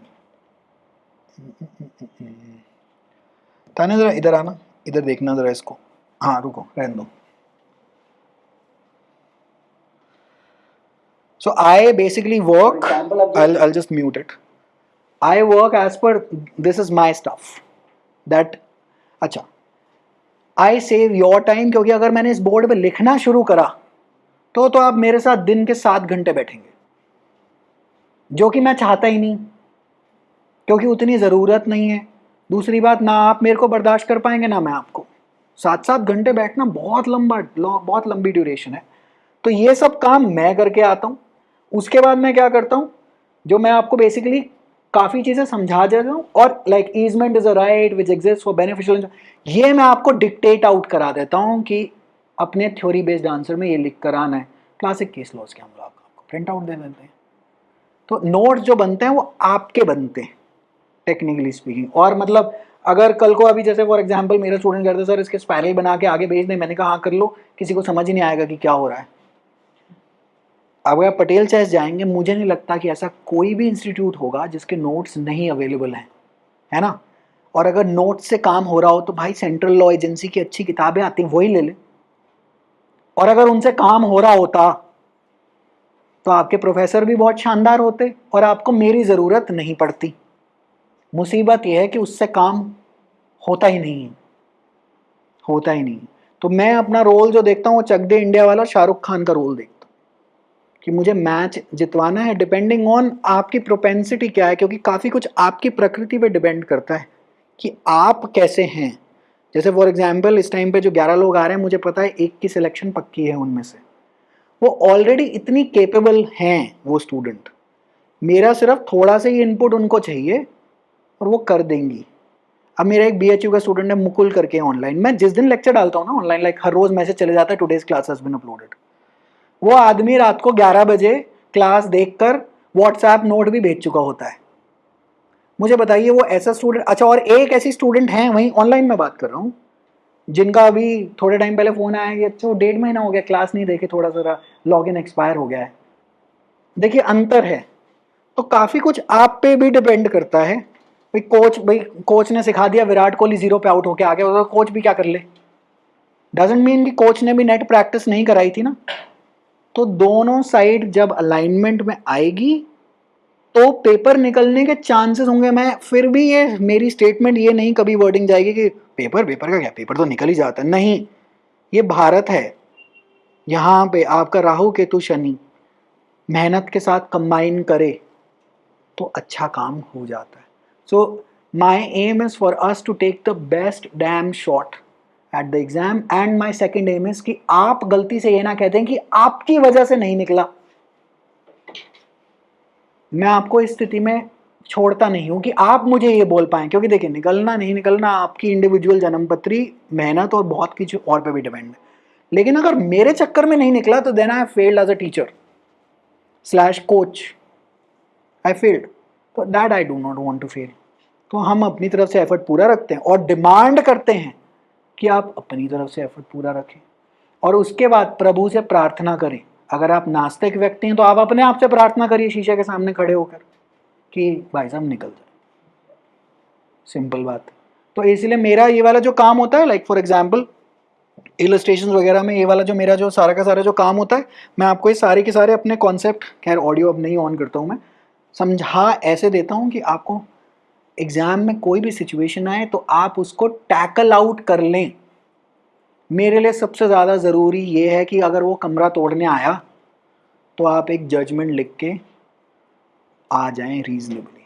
ठीक है जी, और कुछ पूछे अगर कुछ है तो इसको बंद कर देते हैं। हाँ, और कुछ है? व्हाट्सएप, टेलीग्राम और ये कमरा आपके लिए सदा ओपन है। बेसिकली ऑनलाइन एक्सेस लेते हैं, ऑफलाइन एक्सेस लेते हैं, बात मेरे लिए एक ही है, फीस भी एक ही है। और यहाँ पे like for example open day में आपने आना हो, जैसे फॉर एग्जांपल कभी आना हो, कभी मिल के बातचीत करनी हो, आप कर सकते हैं, कोई दिक्कत नहीं है। हाँ, लाइव सेशन हम लाइक ऑनलाइन बैच के लिए डेडिकेटेड एक जूम पे लाइव सेशन कर देते हैं कि भाई कोई नहीं आ पा रहा तो आओ जरा बैठें और जरा बातचीत करें। बाकी मोस्टली वॉइस नोट्स पे काम हो जाता है, बट मोस्टली ये लेक्चर्स डिजाइंड ही ऐसे रहते हैं कि मोस्टली कोई कुछ पूछता ही नहीं, कि हो जाता है भाई काम हो गया। और बोलिए, टेस्ट सीरीज कौन सी टेस्ट सीरीज बोलिए? ये सब कुछ इसमें इंक्लूडेड ही रहता है। सब कुछ इंक्लूडेड रहता है। अब लाइक फॉर एग्जांपल टीपीए हो चुकी है, टीपीए के टेस्ट पब्लिश कर देंगे, टीपीए के टेस्ट का आपको एक्सेस है। अच्छा, टीपीए के टेस्ट वैसे सब ऑनलाइन, चाहे वो ऑफलाइन भी आ रहे हैं, ऑनलाइन करिएगा। और उसके बाद मेंस के टेस्ट जब फ्राइडेज, लेकिन पहले मैं सिलेबस इतने इतने लेवल पे तो करा दूं कि मैं आप मेंस में आंसर लिख के कुछ मुझे दे पाएँ। अच्छा, अब मान लेते हैं कि आपने 20 जुलाई से ज्वाइन करा, आपने टीपीए नहीं करी, आपने एनआई नहीं करा हुआ, आपने कॉन्स्टिट्यूशन नहीं करी हुई। अब या तो आप वो वाले टेस्ट स्किप आउट कर दीजिए अभी के लिए, अगर मैं फ्राइडे को आपको पकड़ा दूं, या फिर आप क्या करेंगे कि ऑनलाइन आप एक्सेस ले लीजिए।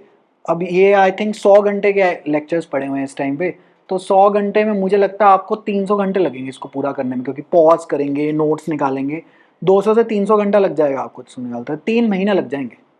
भाई 3 महीने की क्लास हुई है तो 3 महीने आप कैचअप 3 महीने में ही करेंगे, और साथ में ऑफलाइन वाला काम हो रहा होगा। या तो आप ये कंबाइन करके 2025 बेसिकली अगले साल का अटेम्प्ट अगर आपको टारगेट करना है, you have no way out. अगर आप 26 का अटेम्प्ट टारगेट करते हैं, या जब भी उसके अगले वाला, क्योंकि डीजेएस तो भगवान भरोसे है, डीजेएस क्या हर जुडिशियल एग्जाम भगवान भरोसे कब आती है नोटिफिकेशन।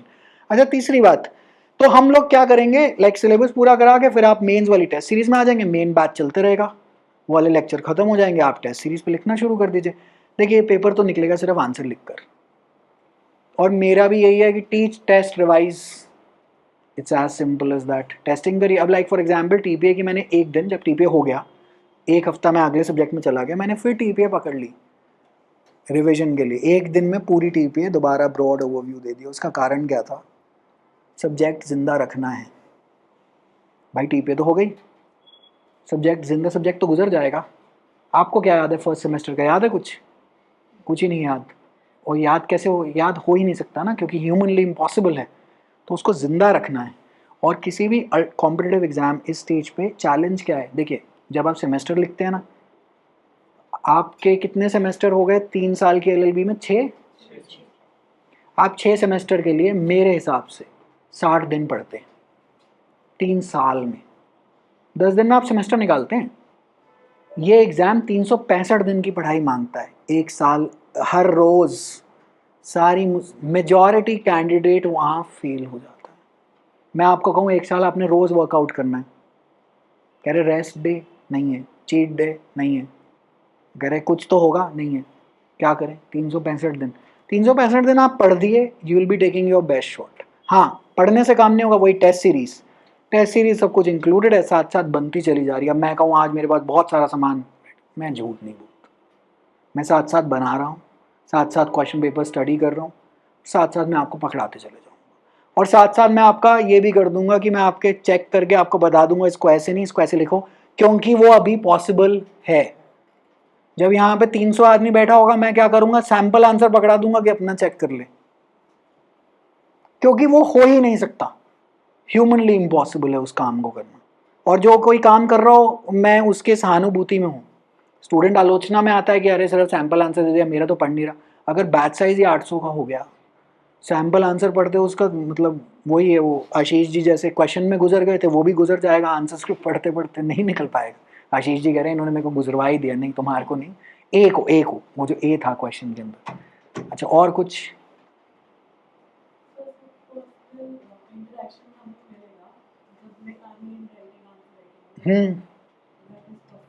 हाँ, अभी आपके पहले 3 बैचेस के लिए तो ऑफ कोर्स है, 3 से 4 बैचेस तक मुझे उम्मीद है कि धीरे धीरे ये काम आगे बढ़ेगा।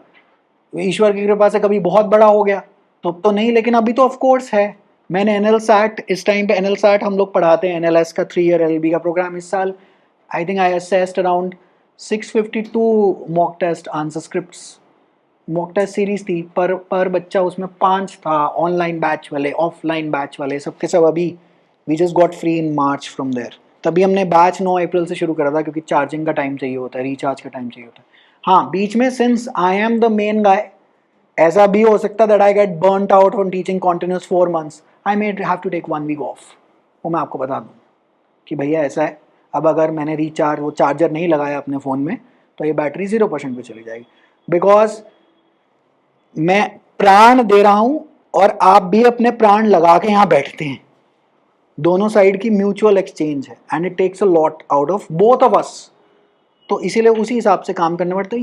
ये बड़े एग्जाम्स हैं, मतलब ये वो नन्ना मुन्ना राही मोड आपके faculty of law LLB entrance तक कि फंडामेंटल राइट किस पार्ट ऑफ कॉन्स्टिट्यूशन में दे रखे हैं, उससे काम नहीं चलता। ये यहाँ पे काम चलता है कि जरा बताइए कि आर्टिकल 13 में क्लॉज 4 क्यों डाला गया था और उसकी पैरेलल प्रोविजन 368 में क्या है और उसके साथ में अमेंडमेंट कौन सी हुई थी, तो सब कुछ कनेक्ट आउट करके देना पड़ता है। ये थोड़ा सा भारी भरकम काम है, तो भारी भरकम काम के लिए आप भी मेंटली प्रिपेयर होके आइए। मैं यकीन मानेगा टफ नहीं कह रहा हूँ, फिर भी भारी कह रहा हूँ, भारी है। अब वो जैसे वो हमारे यहाँ पे जो बाहर पानी की बोतल भारी है, अगर दुकान से लानी पड़ती है भारी, टफ नहीं है। क्या बोतल उठा के रखनी तो है, कितना को टफ काम है, लेकिन भारी है। अंडरस्टूड? तो यहाँ पे जो सिलेबस की जो वॉल्यूम है टफ नहीं है, ज़्यादा है, वो ज़्यादा है, सीटें कम हैं। तो तैयारी हमने किसी और से, क्योंकि अब ऑनलाइन भी बहुत लोग कर रहे हैं, ऑफलाइन भी बहुत कर रहे हैं, दूसरी अकेडमीज़ में यूट्यूब पे भी बहुत कर रहे हैं, सेल्फ प्रेप वाले भी बहुत हैं, टेलीग्राम पे चोरी वाले भी बहुत हैं, सब हैं। और अगर आपको लग रहा हो कि मुझे कुछ नहीं पता, मेरे भी 2-4 एनोनिमस अकाउंट हों, क्या पता, और मैं भी देखता हूँ कि अच्छा क्या चल रहा है आजकल, क्या नहीं चल रहा है। कोचिंग खोलने वाले भी बहुत हैं, फर्स्ट ईयर पेपर क्लियर करते ही क्या लोग कोचिंग नहीं खोल लेते, लेकिन वो लॉ एंट्रेंस पे करते हैं। जुडिशरी वो हाथ भी नहीं लगा सकते, क्योंकि ये लेवल पे उनको कोई भरोसा नहीं करेगा। और जब भी आप कोई टीचर चुने तो आप थोड़ा सा एक्सपीरियंस वाला ही चुनिएगा, किसी नुन्नू मुन्नू को ना चुनिएगा इस पेपर के लिए, जो कॉलेज में अभी गया ही और कह रहा है अब मैं कोचिंग कराऊंगा। नहीं, इसमें आपको सिग्निफिकेंट तजुर्बा चाहिए ताकि आपका साल ना बर्बाद हो जाए। आज मुझे 6 साल हो गए यहाँ पे पढ़ाते हुए, मतलब ऑनलाइन ऑफलाइन सब कुछ। We started offline on day 1, ये मेरे पहले बैच की हैं। जब ऑफलाइन में पहला बैच आया था DULB सीन में, आई थिंक 4 कितने लोग थे तुम लोग? 5 थे, 5 लोग थे। आज इनका CLC का फेयरवेल है, तो 5 लोग थे। तो ऑफलाइन भी इसीलिए करा था क्योंकि ऑनलाइन वीडियो बनाने बहुत अलग बात है, ऑफलाइन में आपसे ऐसे बात करके आपकी अटेंशन होल्ड कर पा रहा हूँ, वो अलग बात है। और उसके अंदर अब आज कितनी देर हो गई हमें सेमिनार शुरू करे हुए? 2 घंटे तो हो गए। 2 घंटे से आप तो मौन बैठे हैं, मैं तो बोल ही रहा हूँ, है कि नहीं? ये कला है। और ये अगर मैं कहूँ 2019 में इन्हीं के बैच के टाइम आ जाओ जी जुडिशरी पढ़ा देंगे, क्या पता 2-4 आ भी जाते। आप यकीन मानिएगा उन पे मैं लाइव एक्सपेरिमेंट ही कर रहा होता, सर्जरी सीख रहे हैं। ये काम मैं आपके साथ नहीं कर रहा हूँ, इसीलिए मैं थोड़े से डिले करके आया हूँ यहाँ पे। जुडिशरी हम ट्राई करें पिछले 2 साल से, वासु जी को पता है, वासु जी तो पहले भी आ चुके हैं। 2022 में ट्राई करी थी कि चलो करते हैं, but we were busy with law entrances. Then I also thought no, I am not ready. I also prepared and slowly and gradually here we are. ताकि किसी के भी साल के साथ अन्याय ना हो जाए। जीवन समय है और आपका समय ना व्यर्थ हो और ना मेरा हो, सिंपल बात है। ठीक है जी, चलिए जी, on that note wishing you all the very best, take care. ताने रिकॉर्डिंग ऑफ कर दो, कुछ बात करनी होगी तो आप इनसे कर